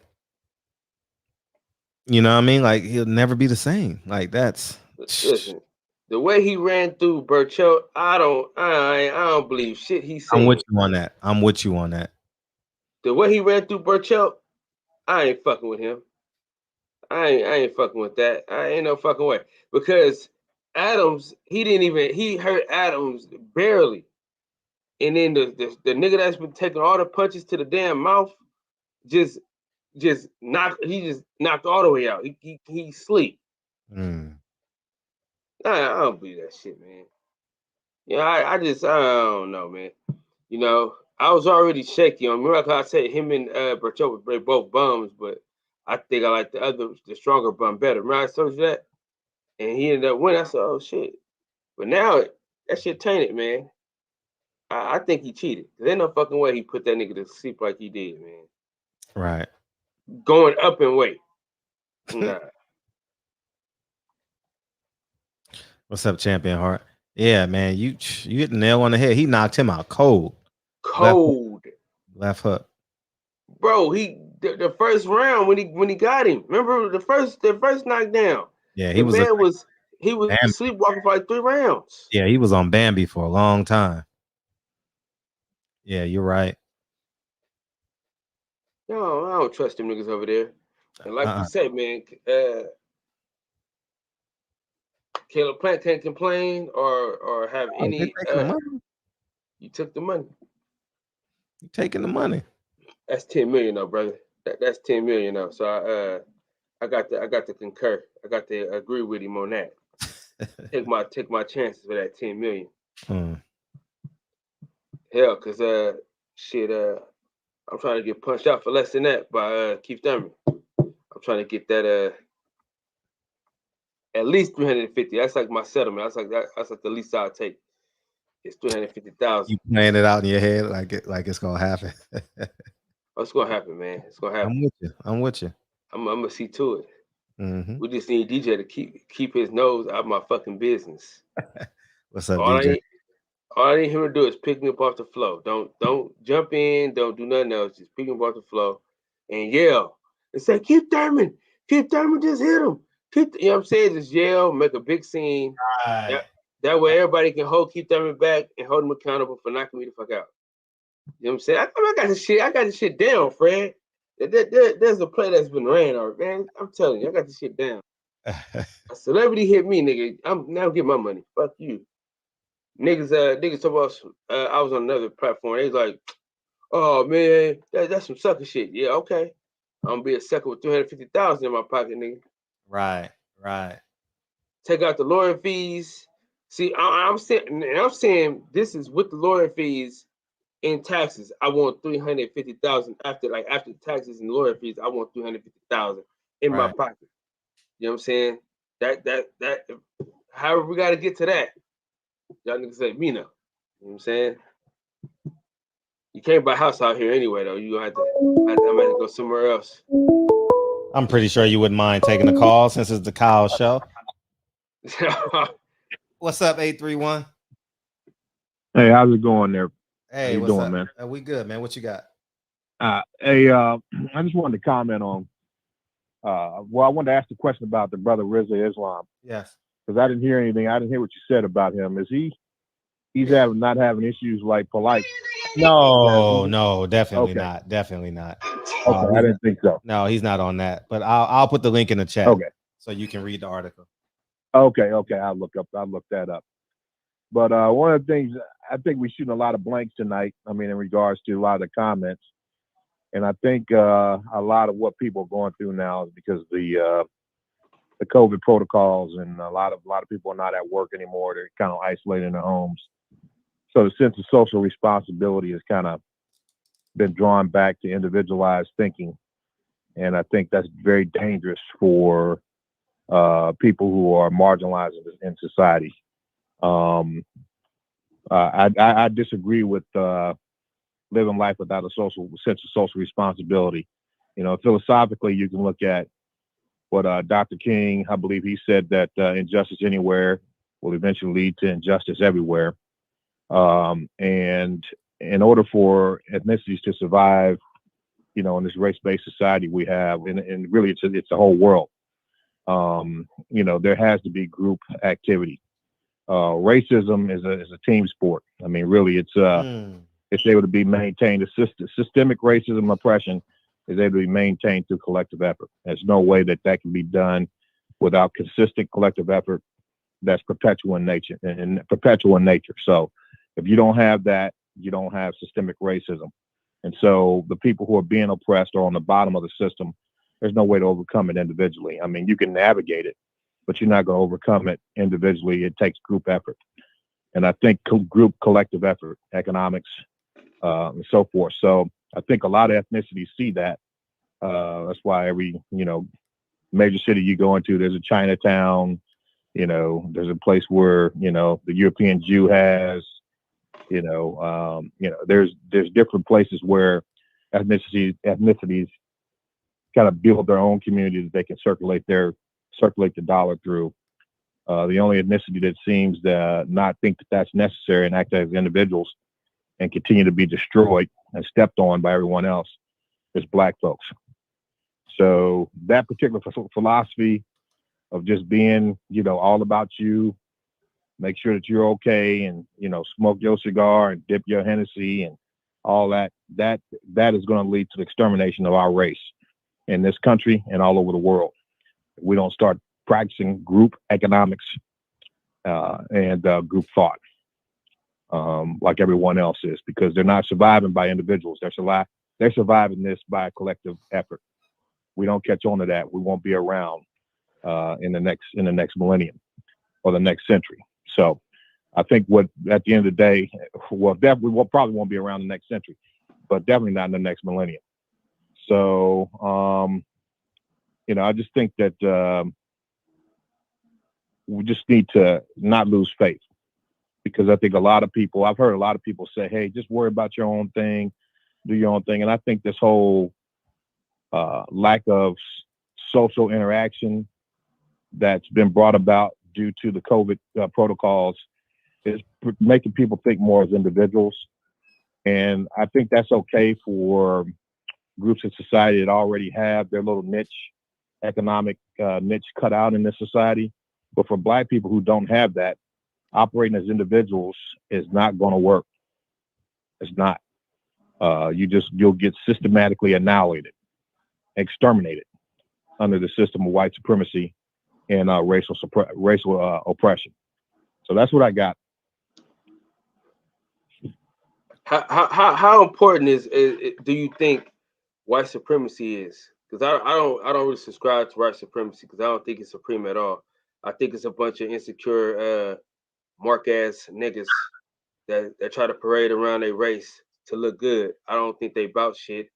You know what I'm saying? I think that Black folks need to get out of that mindset. We need to stop fucking around talking about what they got going on. We need to talk about what we got going on. That we need to focus on Black folks. Fuck what these white folks are talking about. Well, I think one of the first things you got to learn about white supremacy is that it hinges everything that defines what it is on Black inferiority. So in order for white supremacy to reign, then Black people have to take an inferior position or a non-existent position within that system. There's not one without the other. They're two sides of the same coin. So what that means is that in order for that to reign, and that is the religion, that is a religion. That's not just a practice that people seem to get engaged in every now and then. That is a religion, right? That's what allowed them. What's a religion? White supremacy? The system of white supremacy is a religion. Who the hell is studying it? Black folks, white folks. Who you think is studying it? What do you think? If damn sure ain't me and Fred, we don't give a damn about no white folks. We care about what Black folks is doing. And I'm saying, what the fuck does these niggas got to do with us? Listen, man. America's at a place right now where we don't even need to. Listen, man. This is the problem with us as a fucking people. We too worried about other motherfuckers and what they got going on. Case in point, Joe Biden sleepy ass. You know what I'm saying? We got too much. We gotta focus on what we can control, man. We all this extra shit. Fuck that. I don't give a fuck about these niggas in these fucking capes. Fuck them. We need to focus on black folks, man. We need to focus on uniting our damn self. Fuck what everybody else is talking about. Did you say in capes? Yeah, man. Motherfuckers got on. You know what I'm saying? They got them fucking pillowcases on their fucking heads. I don't give a fuck about them. KKK. Well, yeah, I mean, fuck them. KKK. They don't wear capes anymore. They still wearing them capes and shit. They still got them fucking outfits. Listen to me, young brother. They wear police uniforms, judges' robes. Oh man, come on, man. And smock. Listen. This ain't the goddamn 50s, man. Listen, this ain't the 50s, bro. So we gotta see. That's what I'm saying. We gotta stop this shit, man. We living in the fucking 50s and the 60s, bro. This is the 2020. Listen, bro. Yes, I'm sure it's racist people everywhere. I understand that, but nah, fuck that. I ain't subscribing to this shit here, man. Fuck that. You don't have to. You don't have to. It's not. You know what I mean? Listen, whether they police or not, there's black folks that are police officers. You know what I'm saying? There's black folks not getting hemmed up by the police. So I don't know, man. This ain't the fucking 60s. We're not getting hosed down and letting dogs sit on us, man. We need to focus on black folks. That's the problem. You know what I'm saying? Listen, white folks is gonna be white folks, Asians gonna be Asians, Mexicans, they're gonna do what they do. We need to figure out what we're gonna do. We need to build community amongst ourselves. Fuck all that extra shit, man. That particular part, how is it different from what I said? That's the same thing I'm saying. Practicing group economics, right? Can you hear me? I think that's the same thing I said, right? I can't hear you. Am I still on? Yeah, you're here. Okay. I missed him. He went off. I couldn't hear him anymore. I couldn't hear him. Nah, he's listening. But anyway, man, it's a whole nother level of thinking that it's a whole another level of thinking that this brother has to do. It only comes through experience, life experience, and through educating yourself about the system of white supremacy. I mean, the bottom line is not all white people hate black folks. That's not what I'm saying. I'm saying that there's a system in place, and it's been in place since the beginning of this nation, that puts us outside of the things that citizens should be able to experience in an empire like this. We were never meant to be citizens in this country. And the bottom line is, you look at where we're at. Black people on the bottom. Do you disagree with that? Is there an argument there? The boxing section. That's what I'm talking about. You said we at the bottom? Yes. Are we at the bottom for real? What's that? I said, are we at the bottom for real? The social economic ladder, when you talk about per capita income, murder rate, poverty, healthcare, education, who's on the bottom? Wealth, community, who's on the bottom? Okay, you're not going to answer that. Hold on. It's really a mixture though. It's really a mixture because it's really a mixture. To be honest with you, it's really a mixture of people that's at the fucking bottom. See, we've been tricked. Listen, I'm saying we've been tricked anyway because it's white. I know it's some white folks out here fucked up too. But see, this is what I'm saying. Y'all in the chat. Y'all getting it fucking. Y'all getting it mixed up. Let me say this to you, bro. This is what I'm saying in a nutshell. This is what I'm saying in a nutshell. This is reality. You may know this. You may not know this, but I'll let you know this for a fact. Just say you went and you get a job. You work that job. Say you learn everything on that job. You know what will happen on that job eventually? If it's worth anything, that same white guy that you said is screwed up, all he got to do is put on a clean shirt, come in there, they'll have you train him, and in 6 months he'll be your boss. Okay? What I'm telling you is that, you know, when it's all said and done, that is a systemic thing. The oppression of our people in both opportunities, right? In the corporate arena, those are things that happen on a daily basis. I mean, if we've been here as long as we have, since we built this country.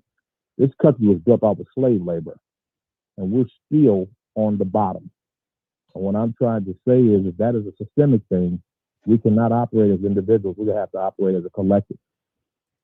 And it's not a systemic thing that's passive. It is very aggressive. Very aggressive. And you as a black young guy, I don't know your background, but I'm assuming that you're black. At the end of the day, you know, you're being hunted. And unless you're financially independent, that's about the only way to get past that. But still, you're being hunted. You're being hunted because most of the people who make up the incarcerated in this country are your demographic. This is all I'm saying. See y'all in the chat. Y'all got hold on. This is what I'm saying. Y'all got it. See what y'all getting what I'm saying. Y'all getting it fucked up. See, that's the problem. See, what I'm saying is I don't give a fuck about what white people are doing. See, that's what y'all don't get what I'm saying. I don't give a fuck what white people are doing. I don't give a fuck what they got going on. Listen to what I'm saying. Once we build our own infrastructure, once we build our own shit, once we start doing what we gotta do, white folks, what they got going on, it's not gonna matter. Unless they bomb some shit, unless they do like some black how they did Black Wall Street.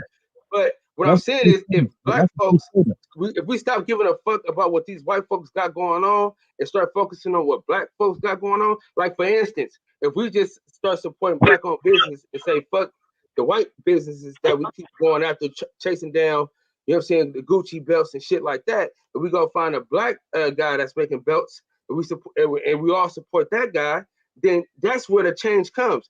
What I'm saying is, I don't give a fuck about what white people are doing. I don't give a damn about that. We know it's fucked up, but at the end of the day, if we all band together and we all stop fucking each other over, you know what I'm saying? We all look towards each other, stand on each other's shoulders, and make some shit shake together, then shit is different. The reason why shit is different in the Asian communities is no matter how much they fight amongst each other, you won't know that they fighting.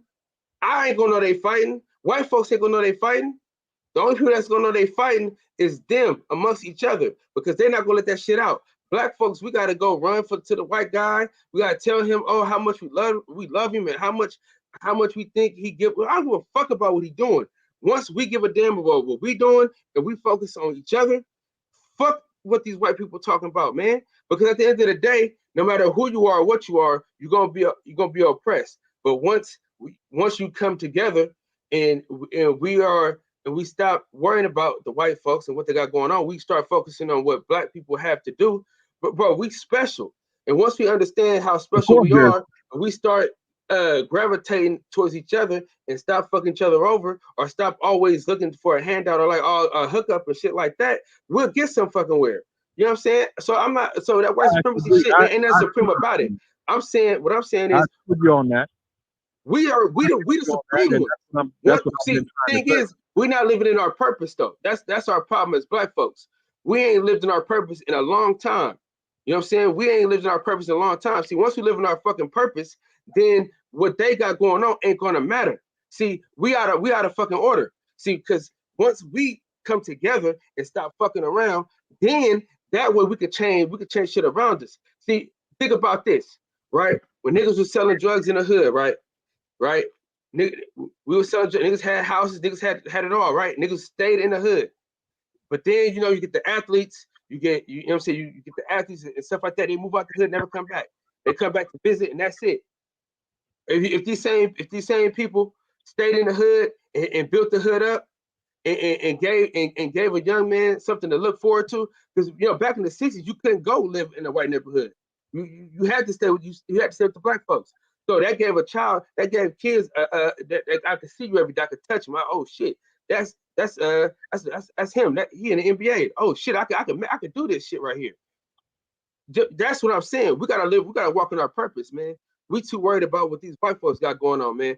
I've gotten to the point now where fuck them, because at the end of the day, they ain't, it's their system. We in their system. We're gonna be in their system. So the fuck what? But once Okay, we do so let me what ask you. Malcolm X said, hold on, listen though. Once we do what Malcolm X said to do, hold on, listen to me now. Once we do what Malcolm X said to do, which was build black economics, like he said, I don't give a fuck about what they doing over there. He said, once we build black economics, it's not gonna matter what white supremacy is doing, because we're gonna have, in the words of the great philosopher Frederick Hawthorne, we're gonna have what did you say? We're gonna have a point of order. You know how, like when you said with Devin Haney, you gotta have a what's in it? Proof of concept. We just gotta have a proof of concept as black folks. Once we have a proof of concept amongst each other, fuck what these white folks is doing. And don't say white supremacy. Say white ignorance, or say some other shit, because ain't nothing supreme about a motherfucker looking down at a nigga because he another color. That ain't nothing supreme about that. That's some insecure shit. So whenever people say white supremacy, I don't dig that shit. That's a bunch of sucker shit. You don't. Them niggas is suckers. You don't understand. You gotta look at somebody and down a nigga. See, this is what I'm saying though. See, I'm from Oakland. You know what I'm saying? In Oakland, you don't talk down on the player to get to the bitch. You know what I'm saying? We don't talk down on the player to get to the bitch. That's sucker shit. That's the same thing white supremacists do. That's the same thing white supremacy is. It's a bunch of sucker shit. Talking down on a nigga to get to the bitch. Fuck that. You know what I'm saying? Use your motherfucking mouthpiece to get the bitch. Quit worrying about what this nigga got going on, what he doing. Stop pillow talking with these white folks. Fuck them. You know what I'm saying? Get your shit and do what you gotta do. Fred ain't got to worry about not one white person, as long as he pays his fucking taxes, because he did what he was supposed to do. He walked in his fucking purpose. He living in his own. He living in his purpose right now. If you're on YouTube trying to make some shit happen, you're living in your purpose. That's what I'm saying. We gotta live in our purpose as black folks. And then once we live in our purpose, you fuck what them white folks is talking about. That's what I'm saying. Okay. I don't give a fuck about what these white folks is doing. You keep saying the same thing over again. You said that 20 times already. I mean, I'm just keeping it real, man. You know what I'm saying? Y'all can love these white folks, y'all their system as much as y'all want to. Here's the problem. I agree with just about everything that you said in regards to people uniting and coming together. That's what I was saying to begin with. The problem that I have with what you're saying is that when you talk about not caring about what's going on in the system of white supremacy, and I think you have an issue because you don't really understand what that means. I mean, when we say the system of white supremacy, we don't say that it is supreme. It's actually a lie, and it's very wicked because it's set up to oppress people based on ethnicity and color. And not everyone lives by that, but you know, we're all within that system, and we're all subject to it. So when it comes down to it, you can't overcome a system like that unless you understand it. So when you talk about not caring about what they're doing, I mean, I don't know if you ever studied military science or you've been in the military before. I don't think so. But I mean, the bottom line, if you study that, you realize that you don't go to war with a formidable enemy without learning and studying that enemy first. And the enemy to black people in this country is a systemic enemy. And if you don't believe it, you can look at every particular socioeconomic category, and black people are suffering on the bottom because we don't understand the system that we're working in. You're not going to be effective against the system by closing your eyes to it and not understanding what it is. You have to understand it. And so, you know, I agree with just about everything you said. So keep voting for Democrats. That's what we're supposed to do. Keep voting for Democrats and Republicans. That's what we're supposed to do. Of course not. I mean, that's what we've been doing. That's why we're in the boat we're in right now. Okay.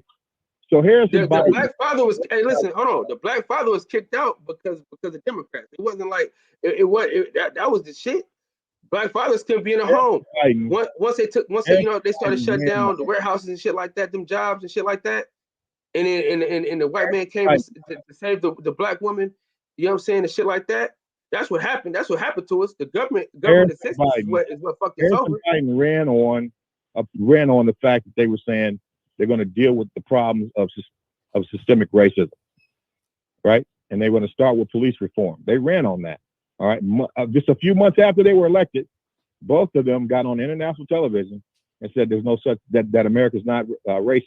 Both of them got on and said America is not racist. Right after they said that they were going to deal with the systemic racism that was in America. So, I mean, obviously, there's no respect there. Black people don't have anything coming from the Democrats, right? And you saw that day one when Biden got in office, and the first thing he did was sign an executive order to legalize 11 million illegal immigrants. Why do you think he did that? Because that pretty much divorces the Democratic Party from the need to garner, to gather the black or the African American vote in this country. We're in a bad way. Did you vote? Vote anymore. Okay, so no, we don't. Did you vote? Fit in the system. We don't fit in the system. Yeah, I voted. Who'd you vote for? That's my business. I'm not going to tell you that. I love when people say that shit. I love when people say that. I'm not you just gave us a whole spiel. I'm just saying, you gave us a whole spiel about Joe Biden. Did you vote for Joe Biden? I voted for the lesser of two evils that I particularly. There ain't no such thing, man. Ain't no such thing. Ain't no such thing, bro. There's no such thing as the lesser of two evils. Because now look at it. Look what we got right now. We still got bullshit. Either way it go, we got some bullshit. And this is what I'm saying. If we could have just took these last 4 years on the chin, and we showed the Democratic Party that they need us, that they really need us, and that we're not just gonna vote for them just because our grandparents told us to. They don't need us anymore, though. That's what you don't. They do. That's why in Atlanta, Georgia, they had that black lady. Did you hear what I just said, bro? Here's the thing: young brothers like you, y'all kind of upset me because you don't listen. You think that there's nothing for you to learn, right?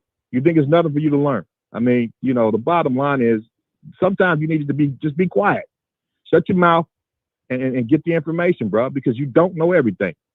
You don't. I know enough to know not to vote for a nigga that has something to do with that crime bill. I know enough of that. I know enough about that shit. I know enough to not to vote for a nigga that crucified five innocent children of rape and murder. I know enough to know that shit. You know what I'm saying? Well, the bottom line is we don't have anyone to vote for. That's the whole point.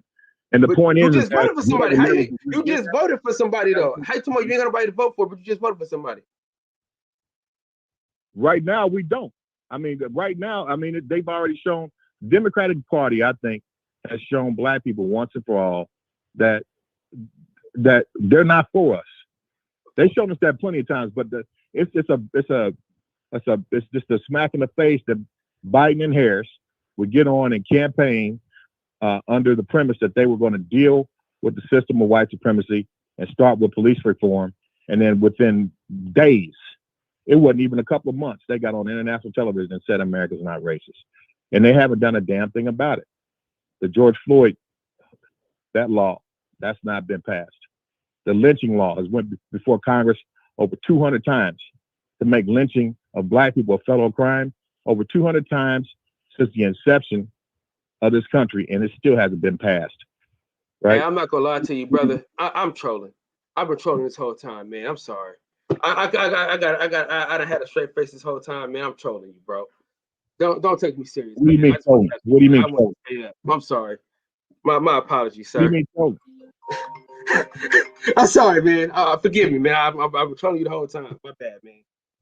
Sorry. Why would you do that? What about what I'm saying is a joke? Oh man, nothing, man. I just want to have some fun, man. I'm sorry, man. You know sorry, what? I was trolling you the whole time. My bad. I'm gonna tell you this. When it's all said and done, I could be the same type of individual that you talk about. I don't have to. I mean, whether I work another day of my life, I'm set, bro. I'm set. I don't have to worry about nothing. I mean, if I told you my background, it'll drop your jaw. But I'm gonna leave it. I'm gonna leave it there. But I don't have to worry about nothing. But I got a heart for my people, and I understand because I'm from where they're at. I'm from the streets. I'm from the ghetto. I know what's going on. So at the end of the day, I know that our people need help. We're not going to be able to get through this without collective effort. We cannot sit around and just be individuals. And it doesn't, and it's not even about, coming up and going up in arms against anybody or anything like that. It's about living with wisdom, understanding the system that's oppressing you, and working around and through that system in order to make things better, not just for yourself, but for the whole society. Because the bottom line at the end of the day, it's wrong, not just for us, it's wrong for everybody. we all need to be people who live, function together, and make a better world. All this racism and all this stuff that's in the world, it's got to die, man. That's wicked. That's evilness. That's wicked. That's being evil. And, you know, you got to stand for what's right. Because at the end of the day, we all passing through, and you're going to be held accountable for what you do. Appreciate the call. That's all I got, Fred. I didn't even take all that up. All right, appreciate it. He was on it. All right. He was on it. But I hope at the end of the day we get something out of this, man, because our people are in bad shape, and we need to come together to make things better. And I'm 52 years old. So, and I spent 25 years in the military, so I've been all around the world. I've seen this system operate all over the world, and in ways that most people cannot imagine. And what I'm trying to say is that we need to do better, man. For the people, we need to come together and start, practicing group economics, educating our own kids, understanding that we need to teach them the system that they're living in and how to function within it. So, appreciate you. Yeah.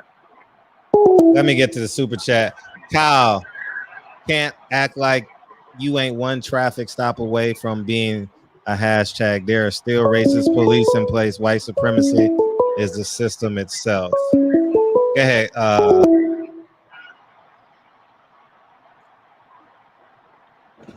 All you, champ. Hey, what's going on, brother? Hey, how you feel? It's all good. Kyle, you a fool, man. Why you trolling, man? Man, listen, I started out. I was listening. Listen, man. Listen, man. I was just trying to see how far I could take this. How far you can You ain't got no damn sense. I've been around Fred too much, man. Fred be doing this shit all the time, man. Fred be doing the same shit. but you said something that was so important. You said black people not living in their purpose, and I felt that shit. Listen, some of it, you gotta have some good shit in there, but then you also gotta say some shit to piss them off at the same time. I'm learning from the best, man. Oh man, yeah, you crazy. Fred, man, you don't remember? I did the same shit last night, Fred, to Terrence Bailey. and you know how serious Terrence is. You can't be doing that shit to Terrence, man.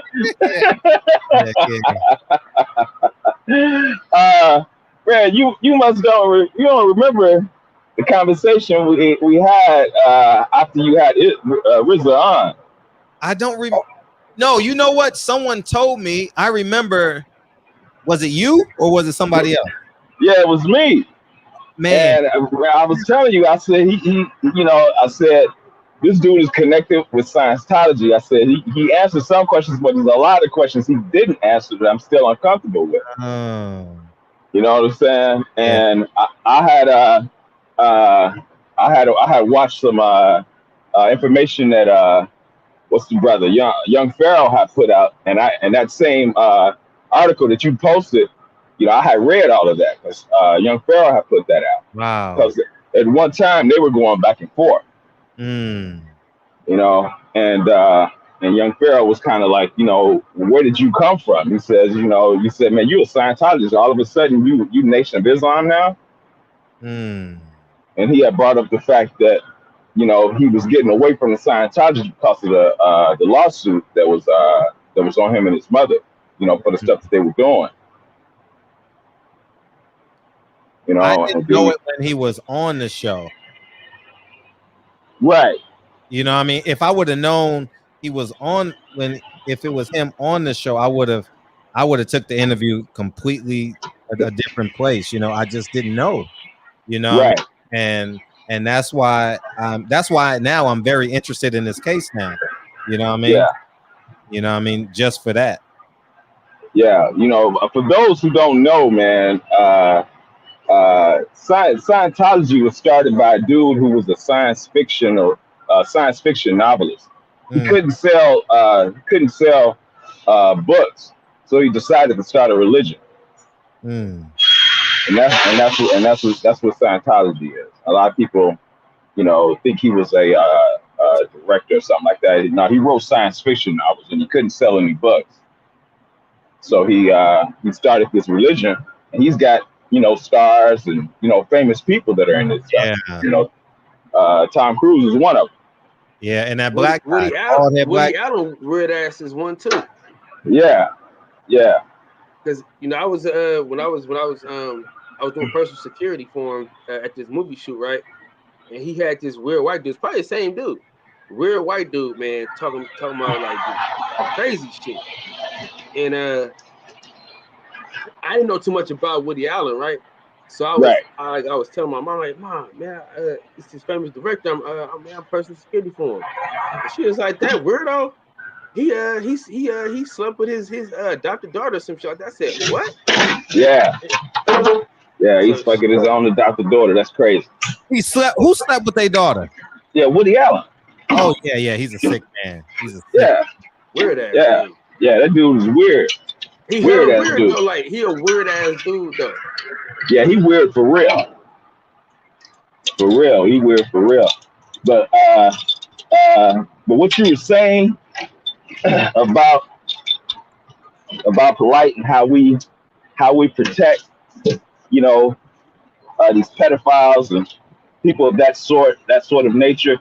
You know, I was reading in the chat, and somebody in the chat was saying that this has been, you know, this has been in our community and in our families for a long time, right. and we protect them.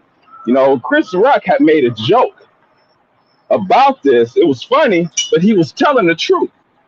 When he was telling the joke, he was saying they were at a family event, and he was saying that they said, "Where's Uncle Joe?" And they said, "Oh, Uncle Joe's with the kids." He said, "Oh, get the kids." He said, "You come out the room, you know what I'm saying, and your mother mad at you for getting molested and tell you to walk it off." What? You know what I'm saying? I mean, that's the joke. That's the joke that Chris Rock was saying, but it's true. You know what I'm saying? Because you have family members. How many cases are there with family members, girls have been touched by their uncles, cousins, you know, brothers? You know what I'm saying? Little boys, the same thing. You know, you have these people in your family, and that's what Chris Rock was making reference of with the joke. That's why, you know what I'm saying? You got to watch. I think it's Bigger and Blacker is the concept. You got to watch the footage. You know, the way he tells the joke is funny, but he's telling the truth. You know? Crazy. Yeah, the shit is crazy. You know, and the thing is that, you know, cats just like people knew what R. Kelly was doing, and nobody said, "Hey man, you know, this shit right here, not a good idea." People around him knew what he was doing. You know, they was helping him. They was recruiting the girls. Yeah. You know, it was members of that group that he was a part of. That was one of the reasons they broke up. Was it Mint Condition? Yeah, Mint Condition. Yeah, that was one of the reasons he was in Mint Condition. Yeah, he's in Mint Condition. Mint Condition, a public announcement. Was it public announcement? Okay, yeah, public announcement. And a couple of members, they was like, "Man, this dude, you know, he's on some weird shit with these young girls." You know, so that's that. You know, with that type of shit, man, has, you know, has always, you know, there are always people around that are aware of what's going on. You know, and instead of doing what's right, you know, they become a part of it. They don't say anything. They don't say anything. Look at the Aaliyah situation, Champion Heart. Exactly. They say the uncle. They say that the family damn near sold it to the nigga. Yeah. That's, you know, but they say that now that they said they wasn't aware that they had got married. They had to get it annulled. They said they didn't know it had gone that far. But, you know, the fact that he was messing with her, they knew that. But, you know, that's why they got that's why they used phony paperwork to get married, because of her being underage. But ain't that a shame that you don't know that much about your teenage daughter? Where Man, this shit's fucking insane, man. These people are fucking crazy.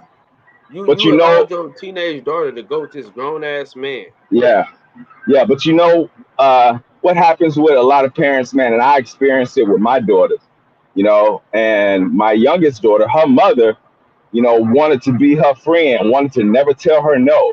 She was always going over to a summer party. And I said, wait a minute, how come these little girls can't come here? Why is she always going over somebody's house? I don't like that shit. You know what I'm saying? So, but her mother didn't, she wanted me to look like the bad guy. You see what I'm saying? Not her. So, there were things that she was allowed to do around her mother that I ain't play that shit. Now that my daughter's a young adult, she understands. I do believe something happened to her, and she know that I'm going to jail if I find out what it is. But I do believe, something happened to her. You know what I'm saying? With all of this going to different houses, slumber parties and all this shit. Because at one time she was hanging around this little girl.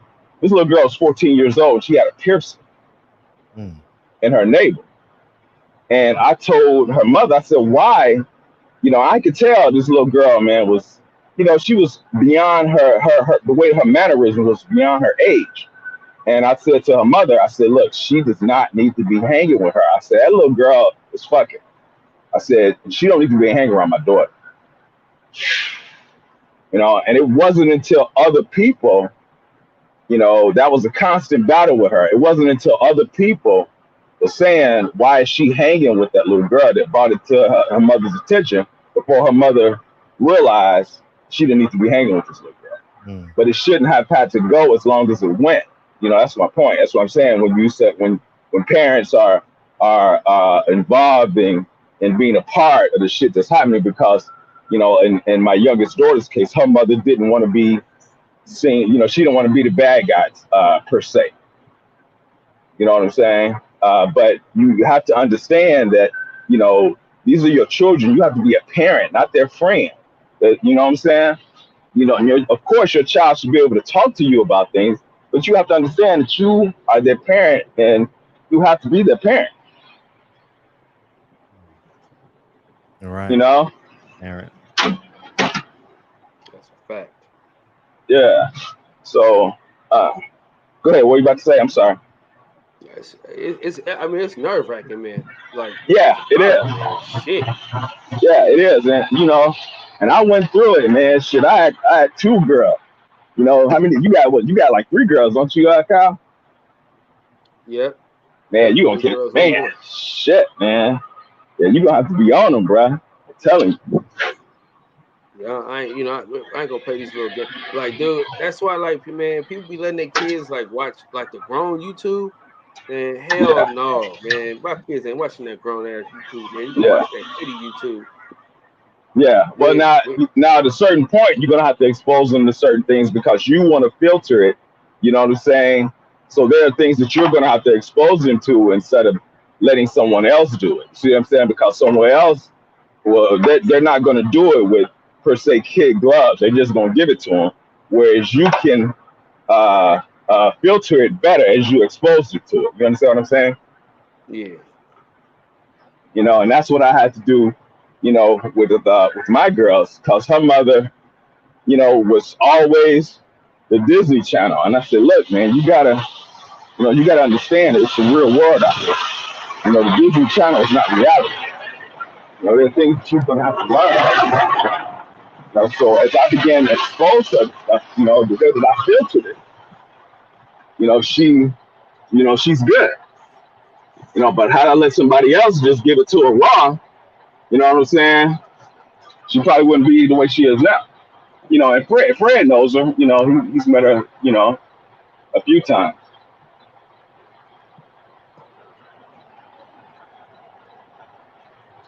But yeah, man, I just wanted to chime in, man, and say salute to you brothers, man. I'm not in the chat, man, but salute to all my brothers and sisters in the chat, man. Much love to everybody. All right. I'm gonna get out of here, man. I gotta finish dropping the flow, man. Drive safe. All right, my brother. Champ, we on after this, so bring your ass, man. Yeah, y'all Yeah, were yeah, last yeah. night. Yeah, my phone went dead on me, man. I left Centos on, man. Yeah, man. So yeah, I'll be there. Salute to you, brother. Much love, man. Hey, Kyle, did you watch Blood Brothers? I didn't get a chance to watch it, man. Yeah, I've you'll been. get a chance. You'll watch How, it. how was it in your opinion? It's good. It's good. It's good. Did you get what you wanted out of it? I mean, it's information that I knew, but is I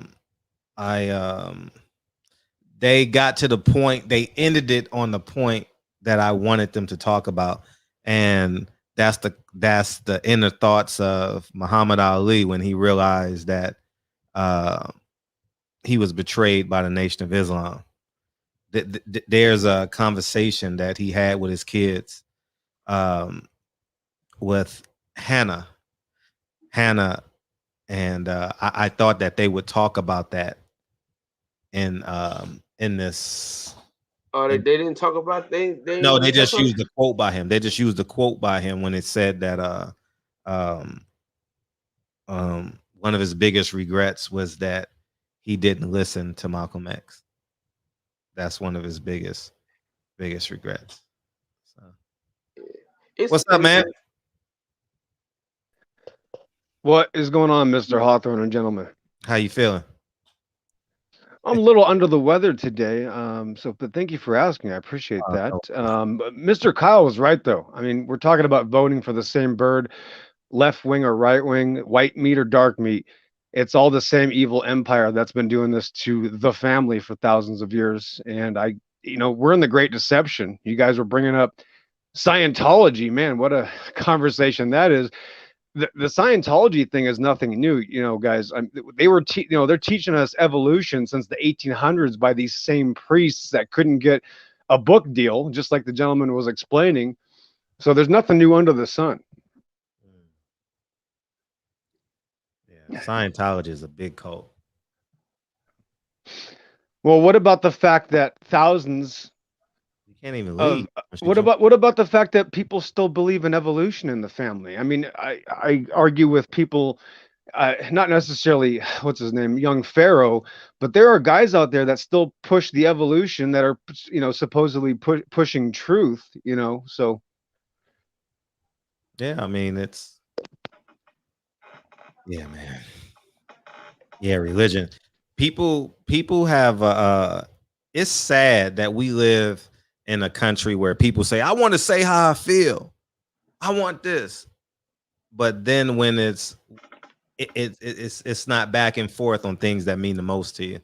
You know what I mean? And religion and politics are two of those conversations where if you condemn someone's God or if you condemn what someone's believe in, they don't want to hear it, and whoever you disagreeing with what's the evolution, that's just the reality of it. People don't want to hear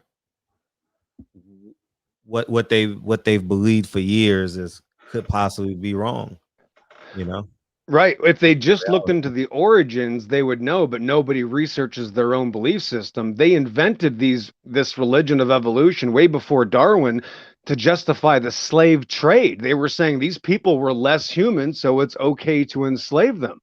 They're closer to the apes. Look at them. They're black people. We can enslave. They've been teaching this since the 1400s. And then by 1850, Rasmussen Darwin came up with his idea. His own son Charles ripped them off and then finally got it publicized, and they're still teaching it today in 2021, teaching our kids in colleges that they are just advanced primordial soups. And this is a religion. You want to talk about religion, Mr. Hawthorne? This religion destroys the mind. And the evil of this world knows the religion of evolution. Oh, the religion of evolution.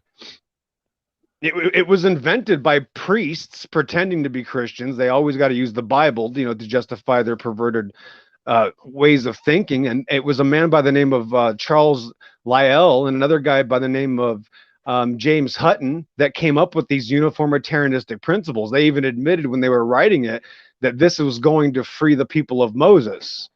And about 25% of the black community still believes this. When I go to the white crowd, obviously there's a much higher majority because white people invented these religions for the oppression of different cultures, and it's still today being taught. They're teaching that, you know, in the womb the baby's actually a salamander, and that's called ontogeny recapitulating phylogeny. That was taught 100 years ago. The guy Ernst Haeckel was found guilty of fraud in a court of law, and they're still teaching it today 100 years later.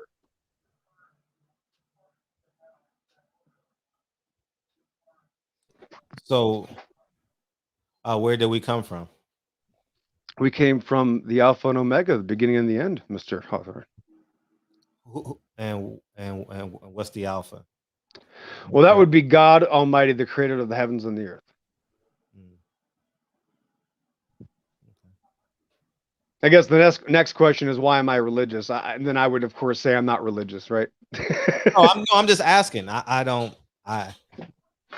just asking for the audience, because people are going to say, well, people are curious what you believe in. That's all. Well, how about this? I mean, if you know, 1500s white priests told me I came from monkeys, I can guarantee you that's the last option. How about that?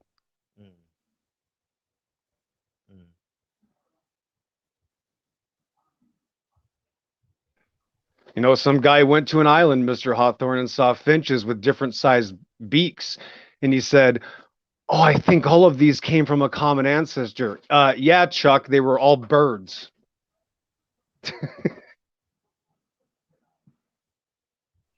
So, long story short, Mr. Hawthorne, this is why society has been destroyed. If you destroy the minds of the people, it will destroy their soul. And teaching them that they're not special, that they don't come from God, that they're just a primordial soup accident or a fart from a galaxy that spontaneously created everything because of enough time and enough wishful thinking. That's what they've convinced. This is the great deception. This is an atheistic belief system that is pushed. It's a religious belief system that is forced to be taught to your children and to everybody's children without any evidence, without any hypothesis, without any scientific method. And they admit this. You could open up to any evolution textbook and they use words like hope and it must have happened as evidence, because there is no evidence. There was a guy named Stephen Jay Gould about 30 years ago. He came up with a new theory called punctuated equilibrium.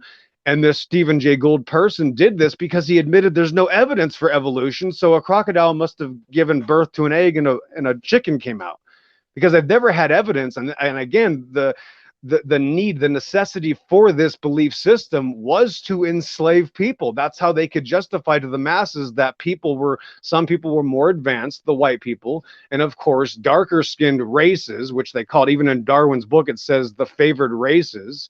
You know, would that pass today? Would that pass the smell test? No, of course not. That's why they've changed all their terminologies. They won't show you the origins. They hide all of it, and it's all literally designed to remove your ability to have a relationship with God. What they've ultimately done, Mr. Hawthorne, is convinced everybody that men are gods.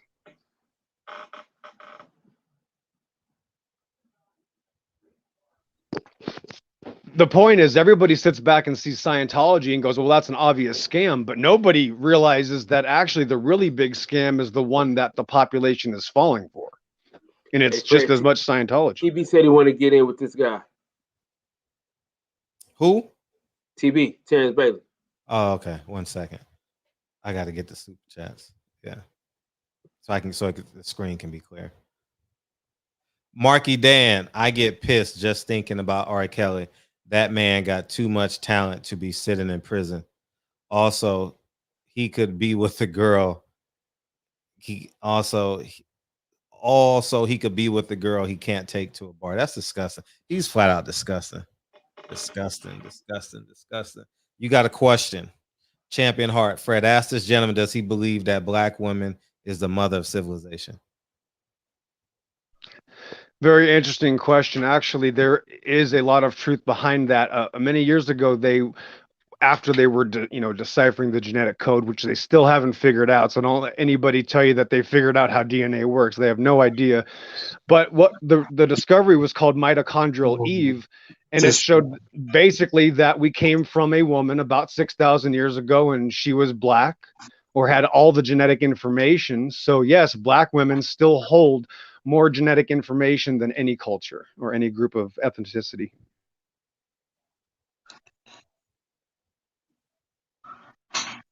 I got Is it you my back, Roderick. Go ahead, T-Man. is it my turn? Yeah, go ahead. Man,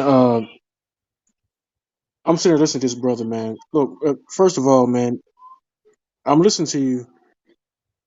Did you know that all the information that the Europeans have that they accredit to the Greeks got from the North Africans.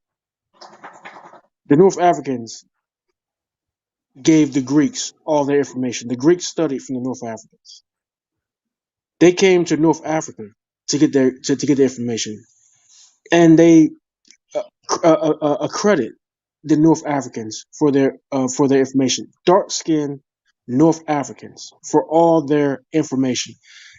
But if you listen to these white supremacists, they'll tell you that Egypt was full of white people. And if you look at the 25th dynasty of the 25th dynasty of the pharaohs and those prior to them, you'll see that they were black men and women, look like as dark as Fred, and look like Carl. These are all lies, pure lies.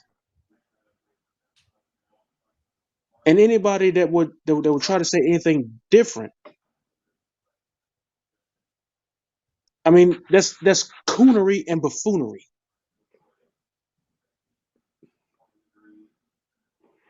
You had that dude. What was that dude that was on a Roland Martin show? That was a white supremacist. You remember that guy, Fred? That was on a Roland Martin show that was trying to say that Egypt was full of white people. I don't remember. It reminds me also that this guy right here is talking about. I said to come on here and just say that, man. It's like I'm listening to this guy, man. It just sound it's like a whole bunch of dumb shit. So on that, man, I gotta go, man. I just had to say it, man. It's just like a bunch of man. I'm just trying to remove the deceptions from the children now. I mean, yeah, I could go back 2,000 years, and I think you're right. I think a lot of them were black. I'm talking about the fact that they still teach that black people are less human than white people now. They still teach this now. Man, you know they still teach. Okay, look,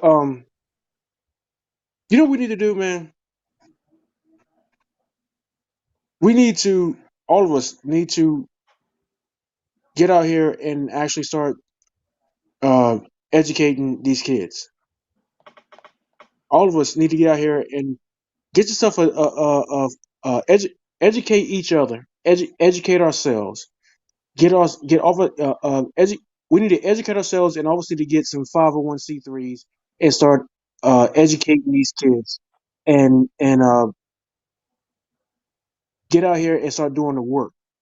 Because if you look at what's going on, these white folks is going up against this what they call it, critical race theory or whatever, and they don't want to they don't want kids to find out what really happened. They don't want they don't want kids to know that there was actual slave mills where black people were actually bred. They don't want them to know that how things really happen. They don't want people to know what white people really did. So they trying to hide that history.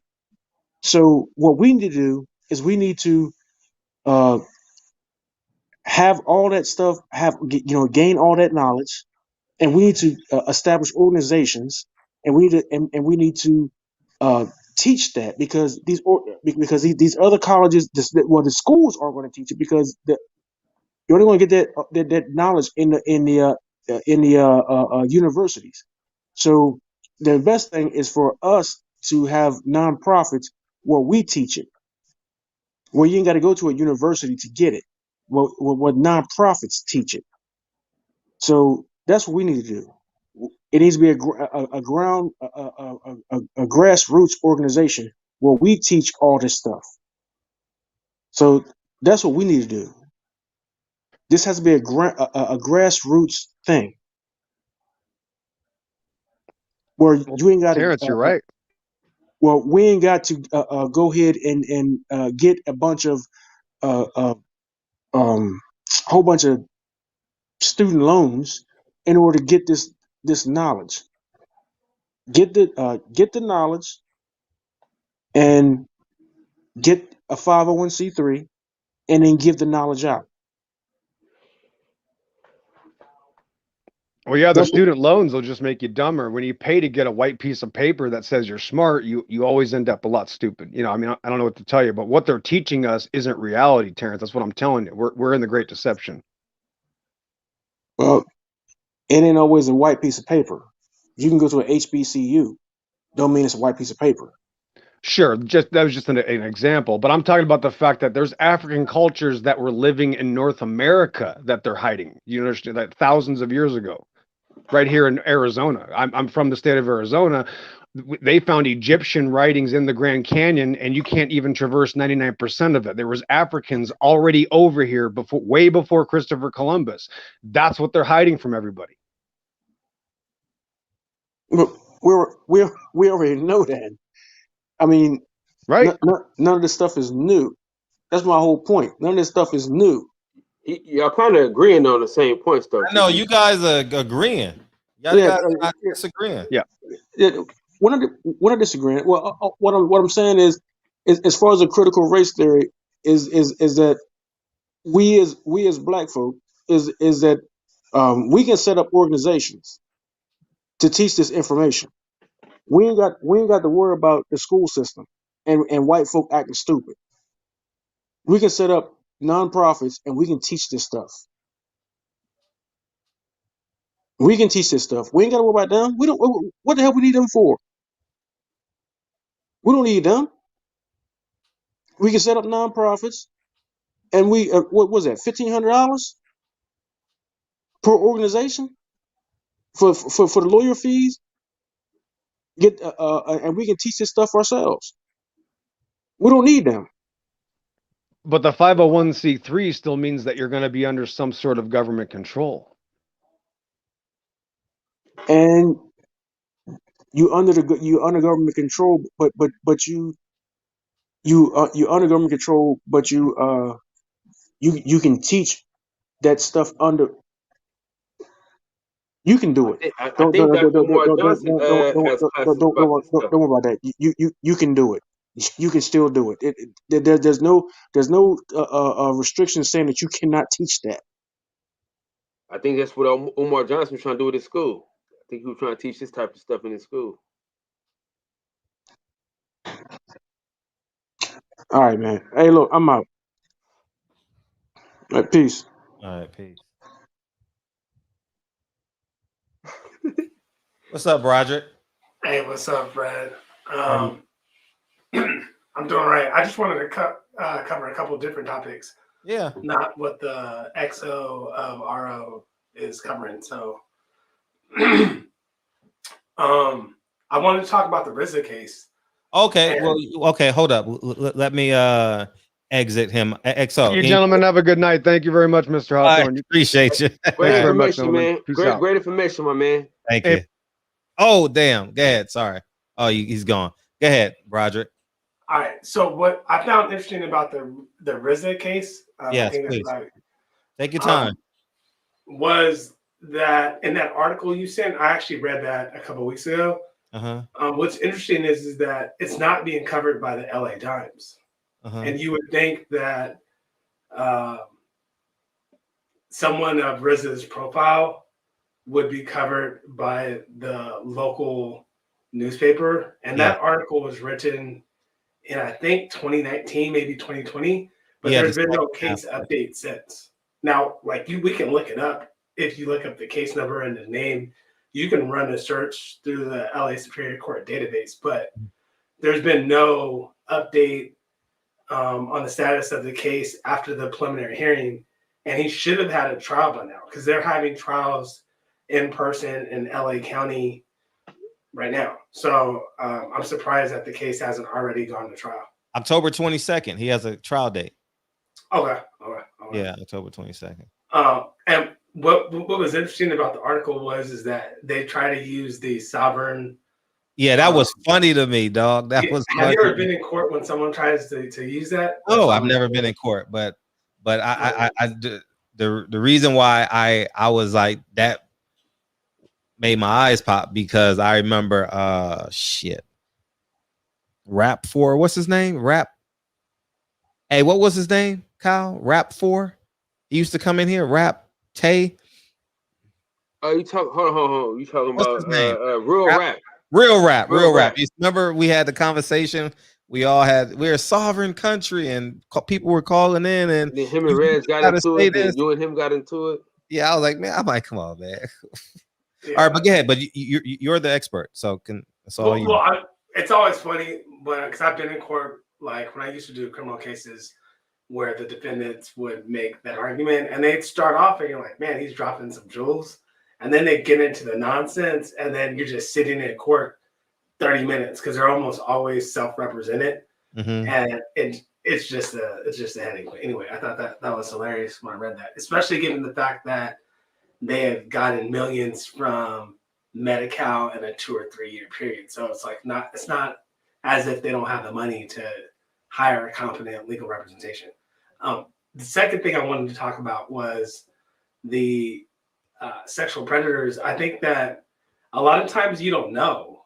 Like, I have male friends, we all have friends and brothers, and you may go out with it, but you don't really know how they interact in their private lives, or whether or not they're lusting for little boys or little girls. So it's, you kind of have to parent cautiously and protectively because you don't really know who the predator is until you know that someone's been preyed upon, if that makes sense. Right.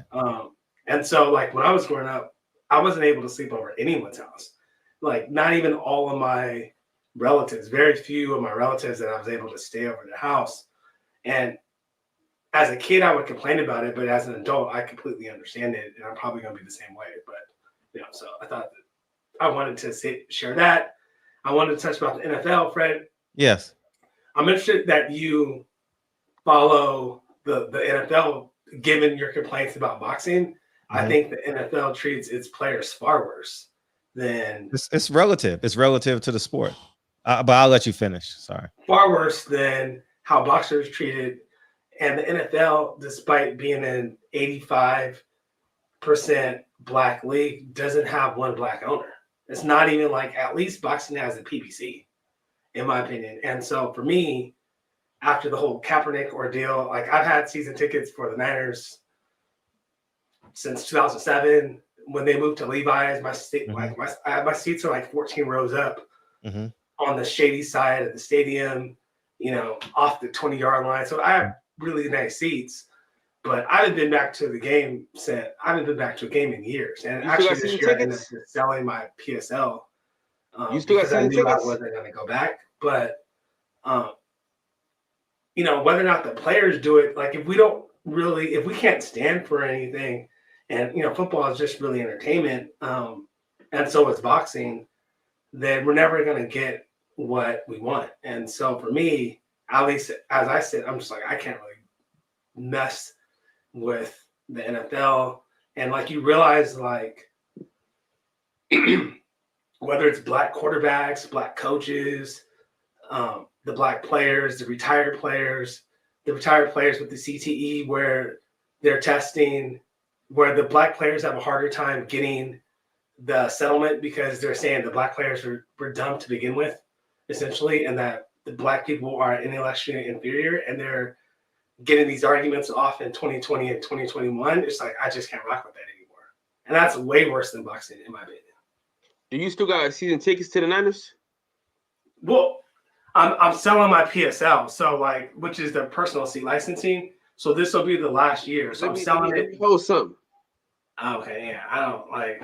Yeah, yeah, I feel like I'm almost like a ex gang member where I see it, I like that was my squad, but I'm just Well, I'll say this: it's no different, man. You want to call it slavery, you want to call it indentured servitude, feel free, pick a title. But at the end of the day, I've seen what boxing did to Pernell Whitaker, Muhammad Ali, Meldrick Taylor. This weekend, Evander Holyfield, Mike Tyson. I mean, the list goes on and on and on, and Frez Akendo tells his story with the WBA. I mean, you can pick which apple was the best that fell off the tree, but at the end of the day, it's all under the same tree, same. And I'm just exhausted. I wouldn't even use the term exhausted. I just don't have the desire, I would say, to even fight those battles anymore, because I'm going to deal with what's in my house at this stage. And as you just said, it's just entertainment to me. I don't see it as a realm for civil rights or a better America. It's just a sport. And and that's simply what I believe. I don't think, Malcolm X said, leaders are not athletes, leaders are not celebrities, comedians. They're it's for entertainment purposes only. And I think that they have been hand selected to be influencers, and they disguise the influencers as like leaders in the community. It's just entertainment. But I've given up on an athlete being having the toughness to do what's right. They didn't follow Colin Kaepernick, they didn't follow Muhammad Ali, Jim Brown. That summit was a waste of time now. So it just is what it is to me. I'm not. This is tonight was the first game I watched. I said, Dre, is this the first? No, excuse me. I apologize. This weekend, it was no NFL on this weekend, so it was just college football. I said, Dre, this is the first game I've watched in this house, and it's the truth. And she was like, wow, I'm like, yeah. And so it's just entertainment for me at this point, just like going to see a comedian. Right. I don't see it as a vehicle for a better America. I don't. Right. And then finally, I wanted to address Kyle because that was the reason why I originally. Oh yeah, but he ended up trolling. I saw you in the chat. Yeah, because I asked if he was trolling. Listen, have great points, have trolling. Oh, but again, so respond to him. Maybe he's. Why not? I just think that your points, almost all your points are ridiculous. Like, I don't know, what city are you from, Kyle? Y'all in the same city. You know Oakland? Yeah. Niggas is living bad out here. Bad. We're not gonna talk about why niggas, but see, this okay. Horrible. See, now we gotta talk about why niggas is doing bad out here. Listen, if you grew up in Oakland, listen.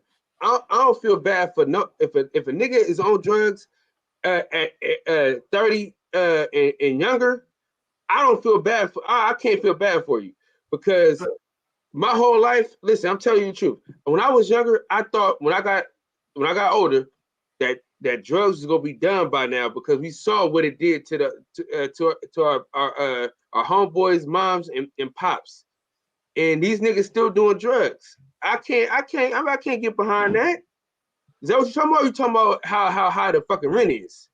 Right, but what I'm talking about is the system. So you have to go, if a kid has to go to Oakland Unified school system, 9% of the black kids are at math and reading level.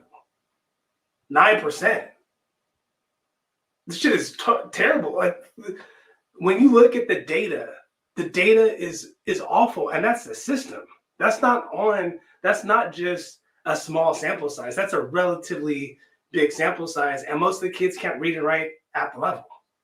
Most of the Black kids are doing worse than the English as a second language students. Damn near every grade. And you can pull, this is California data that's public information. So like, I'm just talking about the real data points. And so when you talk about the system, like there's parts of the city where you see the homeless, it's usually in a traditionally Black neighborhood. They're not letting that shit happen on Broadway or in Rockridge or in Montclair, or, you know what I mean? Like that's in West Oakland, that's in East Oakland, and that's in parts of North Oakland, right? And so even the sideshows, like they're only letting that happen in basically traditionally Black neighborhoods. And so that's part of the system. So that like when a Black kid inherits his grandmother's house or inherits his house from his mother or father, and they look around and they're like, I don't want to live around here. And they sell it for pennies on the dollar to the institutional investor who flips it, flips up the neighborhood. The city provides more resources for that neighborhood, and then the property values go up. Okay, but And see, so that's it's the thing I was not, saying. and that's all on the system. That's not. I agree with you that there's some individual stuff that we as a community could do better, but systematically, like when, especially if you look at the public schools, everything starts like if you can't read, and most of, like, I have a lot of clients that when they come in and they talk to me, and I have hundreds of clients that call my office per month, and we're talking to them, but a lot of the people, like, they can read, but their reading comprehension is really, really low. Like, they don't understand what they're reading. And if you can't read, you're going to struggle out here unless your math skills are exceptional. Because like Fred's giving his tenants leases. If you can't read what's in the lease, then you don't know what the real understanding is between you and your landlord. And that's basic. And when you look at the Oakland Unified School District, the results are garbage, straight garbage. And let me touch on that. Blame that on every parent. But garbage. We get blame it on a lot of parents. Let me tell you this. I'm gonna tell you the honest to God truth, right? You probably know him, Michael Johnson. He ran for superintendent plenty of times. He ran for mayor plenty of times, right? They rather pick who they know rather than pick the person that's gonna change shit. You know what I'm saying? They pick the comfortable choice. I've seen, like, bro, I've been to two different type of school systems. I've been in Oakland Unified School District, which is the absolute fucking worst, and I've been to Mecklenburg County, their school district, which was fantastic. Now listen. Now, to be real with you, the reason why Oakland is how it is because we fucked that up. It wasn't like a white guy came in there and fucked it up for us. We fucked that up. I don't want it, like, we could say that they brought the drugs in and all that, but niggas made choices. We still making choices. Like, I worked at a methadone clinic for 2 years. They made choices. The people were my age and younger. They made choices. We had to listen. You came from the same place I came from. So there's no excuses. There's no excuses. You made a choice. You made a choice not to fall to the wayside. You made a choice not to go down that path. There's choices to be made. Listen, I got friends that are dead or in jail. I got friends that went to college. People made choices. I got a friend right now, my boy Lewis, right? His whole family died to the streets, all of them. He's the only one that moved and went to college. He made a choice. So we can't. We coming from. We make choices. We make choices. You gotta make a choice. So we can't blame. See, that's what I'm saying. We can't blame white supremacy for the choices that we've made. Now, I'm not saying that white supremacy. I'm not gonna say white supremacy, but I'm not gonna say white people don't have a system in place for us to fail. But the thing about it is, like I said, if we're walking in our purpose if we're doing what we're supposed to do as a community, this type of shit don't happen. We've made bad decisions. We made bad choices. That's what I'm saying. Black people, we historically made bad decisions. One of them is allowing people to come in, knowing good goddamn, like, black people are so nice. That's why I always tell people, like, black people always allow people in. It's like the Trojan horse. We always allow people to come in, and we let them fuck us over. But we won't let a black person come in. But we'll let somebody from another race come in and set up shop. But if a black person come in, we like, nah, fuck that. And you know that strictly from the liquor stores. Ain't no black on liquor stores in Oakland. You know that. Right. And that's because of choices that black people made. That ain't no choice that a white man made. The white man didn't say sell your liquor store to this Indian dude. That's something we did. That's the choice that we made. So I'm saying we gotta make better choices as a community. But Kyle, but it's not, you make it seem like it's black or white and it's choices. And like, I didn't grow up in Oakland. I grew up down in Fremont. And so I've lived in Oakland the last 16 years. But I was very fortunate to have the parents that I had. And if I had, for instance, if I had some of my uncles and aunts, I wouldn't be where I am. Like, I was basically a C student throughout school, but I went through private schools all the way out until I went to San Jose State, and then I went to law school, like a private law school. But like, I wasn't some 4.0 student or whatever, but I went to good schools and my parents were on me. If my uncle was my dad, like I'm not here. And that's not an independent choice. That's not an independent choice that I had. That was some version of luck. And so, like, I understand what you're saying, and there is some personal accountability that everyone needs to take. But sometimes there's structural things in place to let certain people win and to let certain people fail. Like me and my two younger brothers, we all graduated from law school, each and every one of us, right? My first cousins on my mom's side, no one else graduated from college. I don't even know if all my first cousins graduated from high school. And that wasn't like luck. Like, my mom was my grandmother's youngest daughter, and she decided that she wasn't going to go to an Oakland Unified School. She was going to go to a school in Berkeley, and she basically stayed on my mom's neck throughout her education. My mom got a scholarship to USF, and then she became a nurse or whatever. But like, there was things that were done before me that contributed to my success. It wasn't all a choice that I made. And even I deal with the structure and the structure of white supremacy and how things are. And so I just think that I understand what you're saying, that people need to be on the purpose and that there is a certain amount of personal accountability.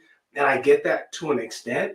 But when you're going to a shitty school, you have parents who statistically are going to be odds are going to be low income. 80% of the kids are in single family households or born into single family households. And that's a choice too, though. But that's the hell. Right, hold on, I got to touch on that. Let me touch on that real quick. But Kyle, it's not a choice for the kid. Yeah, but what I'm saying, no, but that's what I'm saying though. That's my point though. I'm saying the choices that we make, they affect other people, no matter the scenario. That's what I'm saying. That's why I say as a whole, black people gotta make better decisions. Like, if some of the situations that I see females put themselves in, there's a choice. It's their body, you know what I'm saying, to make a choice to have a baby with this guy, that guy. Like, you know what I'm saying? And they know that the nigga ain't shit, but they still make that choice to lay down and have a baby with him. Now I'm gonna tell you this: I'm the only male in my family to graduate from high school. And that was a choice that I made. I said to myself, man, I'm not gonna be like my dad and my brother. I'm graduating from high school. That's a choice that I made. Growing up in Oakland, growing up in the hood, being in the hood my whole life, I had made that decision on my own. So that's what I'm saying. I made a choice. And there's people I grew up with, they on meth. Crack. You grew up with me. in the same era where your uncle stole your bike and sold it for $10. You feel what I'm saying? Like, and people still make that decision to do these certain things, and I can't, you know what I'm saying? I can't fathom the thought process of that for real. Like growing up '93, if you were in Oakland in '93, growing up, you got to know better. That's why when people be on drugs and they ask me for change, I ain't fucking with you. Because listen, if you grew up how we grew up, we used to clown on the crackheads, talk bad about them, the whole spiel. So you knew what you were getting yourself into. I like to call myself a wise man. I like to learn from other people's mistakes. So, you know, I'm not one of the people that say it can't happen to me. You know what I'm saying? I just make sure it don't happen to me. Right. I mean, I get all that, and I understand. I don't like disagree with that, but like, Kyle, what I would say to you is that like life is hard, and like people are really trying, and like for instance, 10 people could take the drug, and 5 of them may be okay and can use it recreationally, and the other 5 become addicts, and that's all they can think about, and they become obsessed about it. I don't think it's as black and white as what you're talking about. And so, and that's really what bothered me about what you're like trolling is, I don't know what was trolling, what was it, but you were making it seem like it's really simple, and it's like incredibly like, I mean, you're from here, Kyle, so I could use real examples. It's incredibly racist. Like if you go to court, like you can go to court out in like Modesto, and I didn't even know that black people lived out there. The court is filled with black people in the defendant boxes. Like you can, it's so bad. It is so bad. And it's not like an accident because it doesn't matter where you go. It doesn't matter where you go. And so like whether you're in San Jose where it's 3% black people, or whether you're in San Francisco where it's 4% black people, when you go to criminal court, it's going to be a lot of niggas in the box waiting for their case to get called. Period. And that's not by accident. I saw a statistic that said today that said 35% of the homeless in San Francisco are black. There's only like 3% of black people in the city of San Francisco. That's incredible. Incredible. And so I don't think that that's by accident, Kyle. And when you travel throughout the United States, it's the same way in LA. It's the same way in Philly. It's the same way in Miami, New York, all these cities. It's the same shit. And it's not by accident. And that's where I took like great offense by you simplifying it and being like, well, everybody's just got to make a decision and think and be rich. That's basically what I'm not saying be rich. And I'm it's saying not that simple. Well, I'm not saying be rich, but I'm saying like for me, like I'm gonna use myself as an example. When I graduated from high school, I didn't have shit. It took me 2-3 years to figure some shit out, but I knew I made the conscious effort. I said I was living with my grandpa. He had roaches the size of baby feet. I made a conscious effort to say I'm never moving back in with my grandpa with them fucking roaches. So in my mind, I knew, I said, I'm doing everything I can not to live with these roaches. You feel what I'm saying? That was my whole mindset. When I went to Job Corps, my mindset was not to go back and live with them roaches. So I did everything I could not to go back and live with them roaches. That was a choice that I made. So I worked 3 jobs at one point, just so I didn't have to go back to the roaches. So I'm saying you got to just do what you got to do and you got to just make decisions that's going to benefit. I just think that we get so caught up in the system that we forget about the power that we have if we just come together for each other. I think that, to be honest with you, if we all came together in Oakland, for instance, if Oakland came together and we all chose one person to run for mayor, one person for these council, the right people, because a lot of times Oakland got some of the worst people in these council positions, and we put them there. You feel what I'm saying? If we do what we're supposed to do, we wouldn't have the worst mayor in fucking California. We lost every fucking professional sports team in Oakland because of this lady. So And that's a choice that most black people made. They voted for it. We had a chance to just. Yeah, but Kyle, we ain't got no money. So what? Like you could, like you're talking about building and coming together. And I'm glad you're in Oakland because we could talk again real examples. We don't even have a black part of the city. Like there's no Chinatown. There's Chinatown. There's Koreatown. We don't have that. Like where's a row? Where's a row of a thriving black business district in the city of Oakland? Let me tell you, that's my point. Right? And so we got no money. Well, see, that's a misconception, though. Kyle, we live in the city. We live in the city where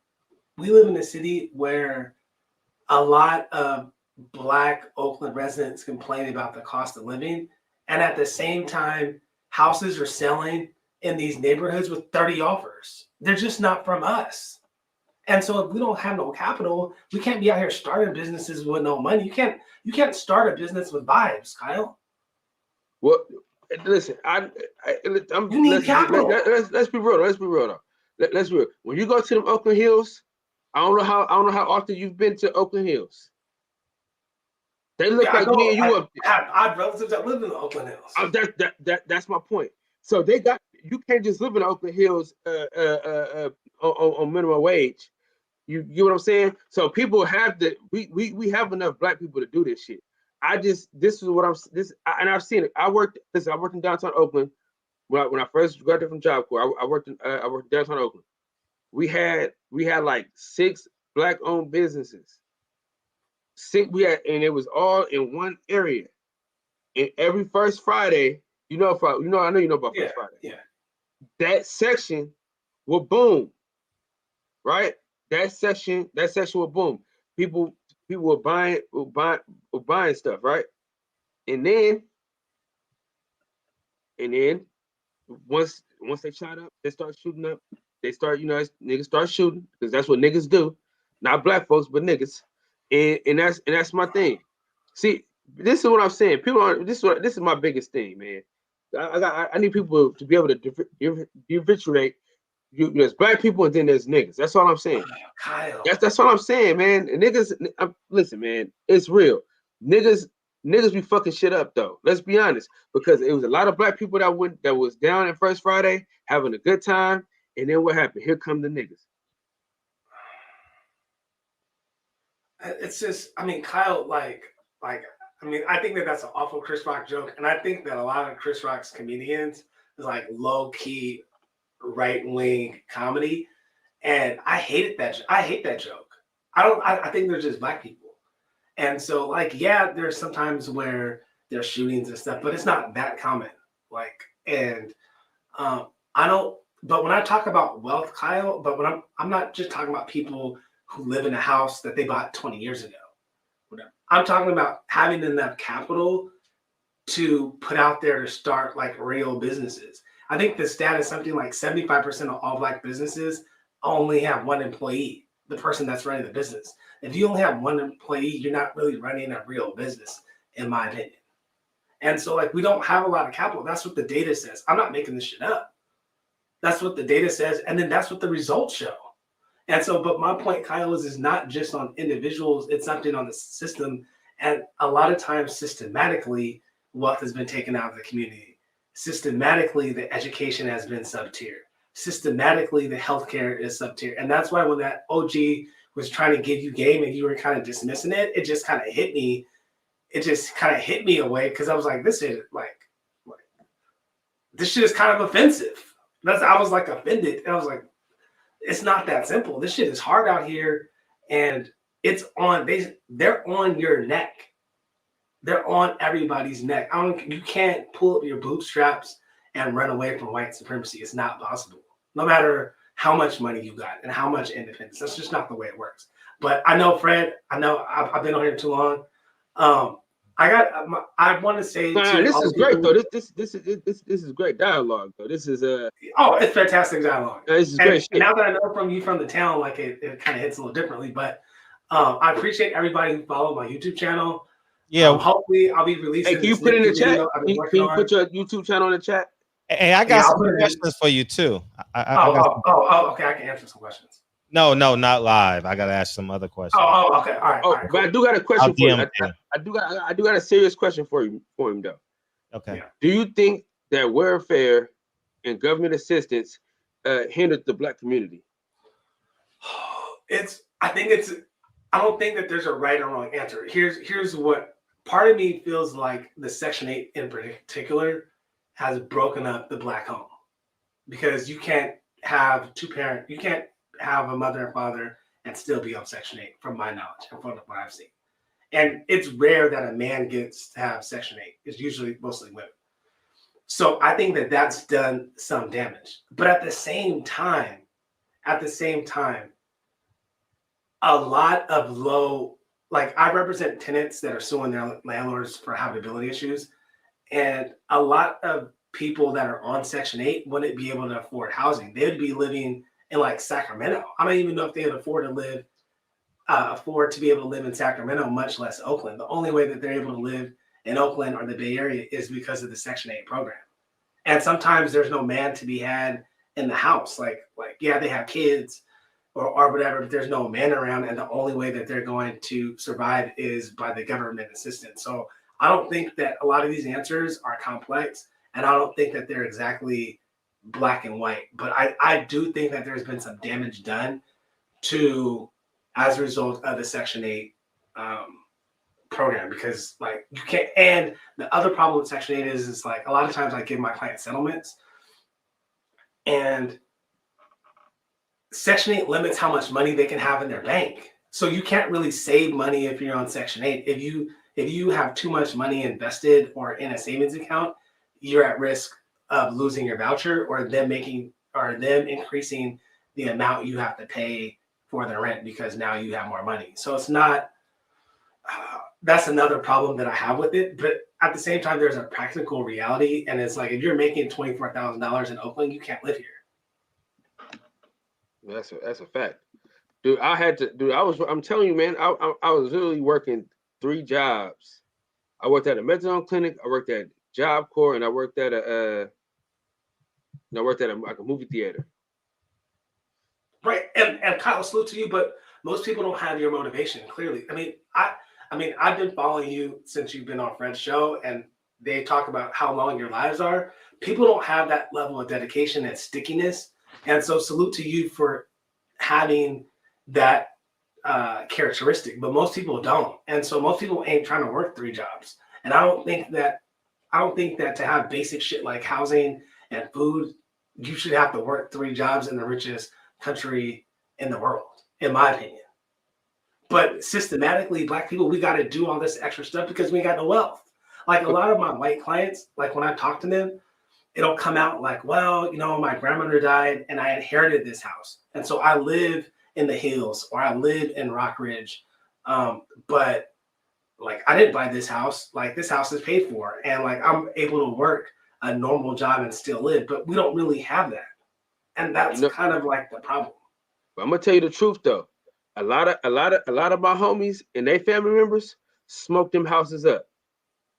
I got a homeboy that live my home. I ain't gonna say his name. His grandma left him 2 houses. He smoked both of them up. Smoked them up.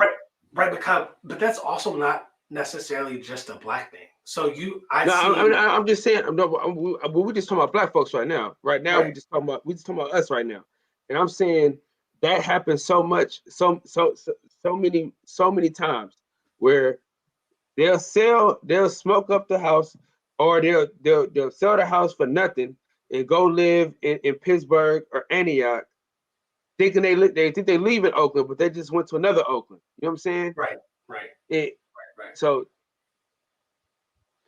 yeah, man. I mean, it's real out here. It's complicated, and that's my only thing is that it's complicated. The system is real, and like, yeah, you can like I feel like I've had wins. It sounds like you've had wins. Fred's has had wins, but we're out here just traversing the system, and we're dealing with it on an everyday basis, and it's not something like that you can really ever avoid, in my opinion.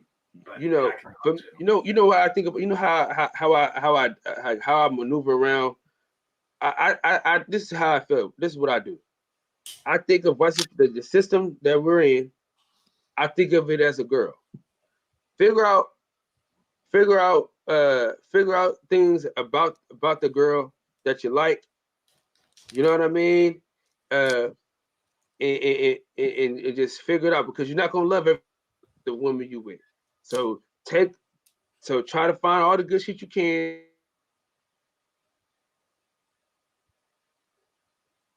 Okay. All right, Fred. I don't want to take it up.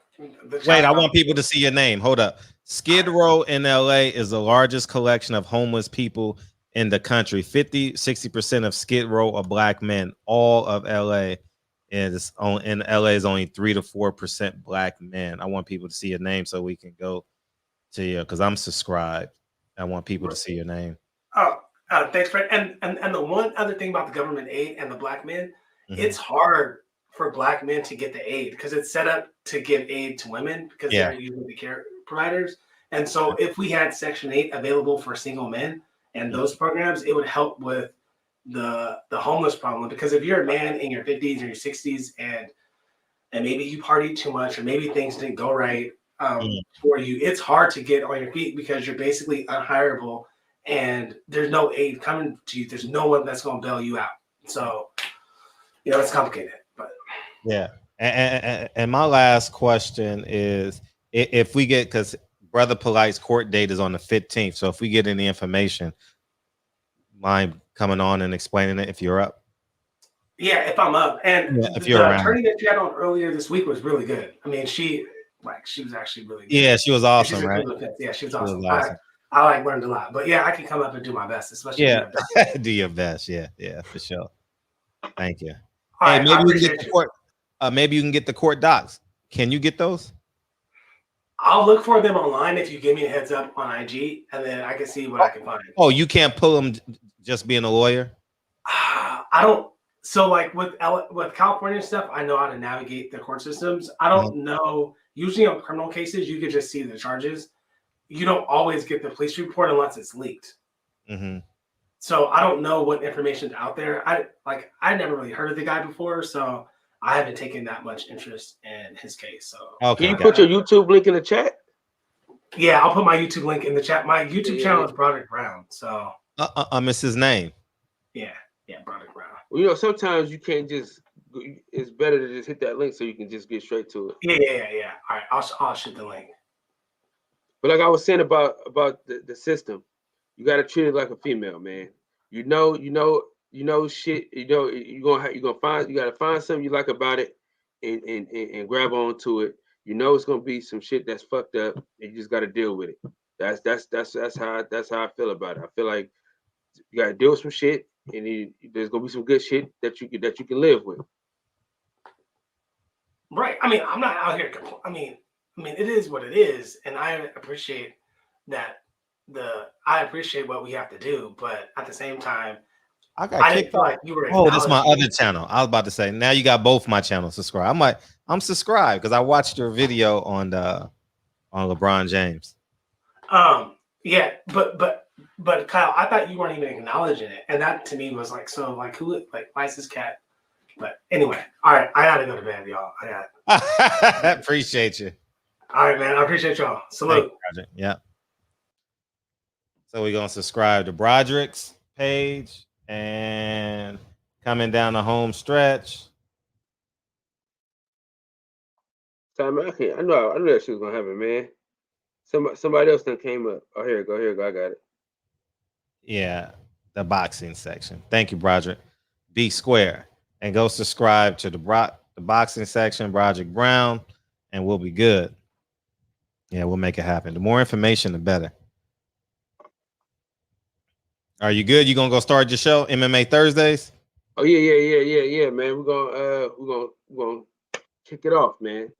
Thank you guys for coming in. Polight goes to court next Wednesday, and I'm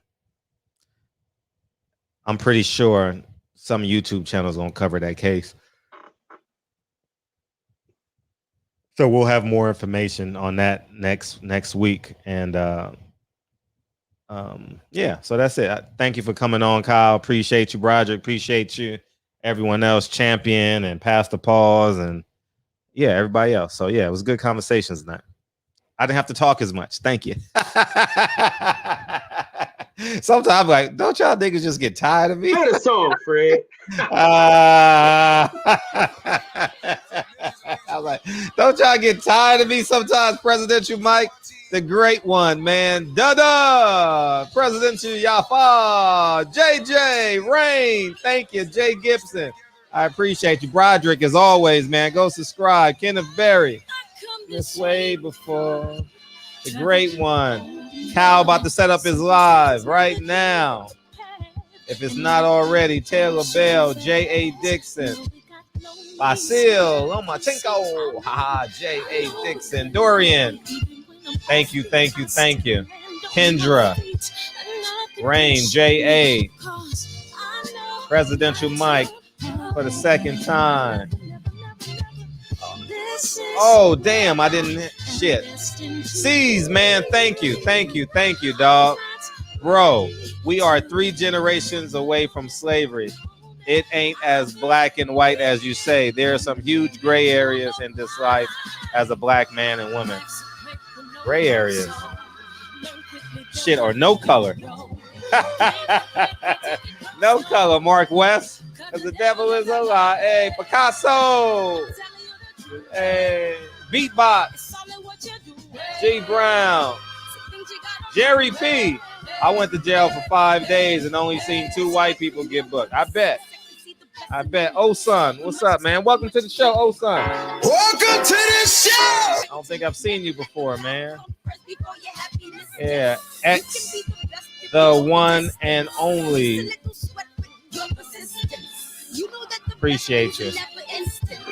That's the first time I said that name, but I've seen you in here before. What up, big dog? Appreciate you. Jay Dixon. Big Dose. What's up, man? I appreciate. Oh, we had an Aussie. We had a new guy. Damn. Where it go? Where you go? We had an Aussie in here. Oh no, The link I just sent you. All you gotta do is just click on it, and you on. Welcome to the show. Appreciate you, man. Thank you guys for coming in here, man. You ain't gotta work tomorrow. We gas up. Come on for a little bit.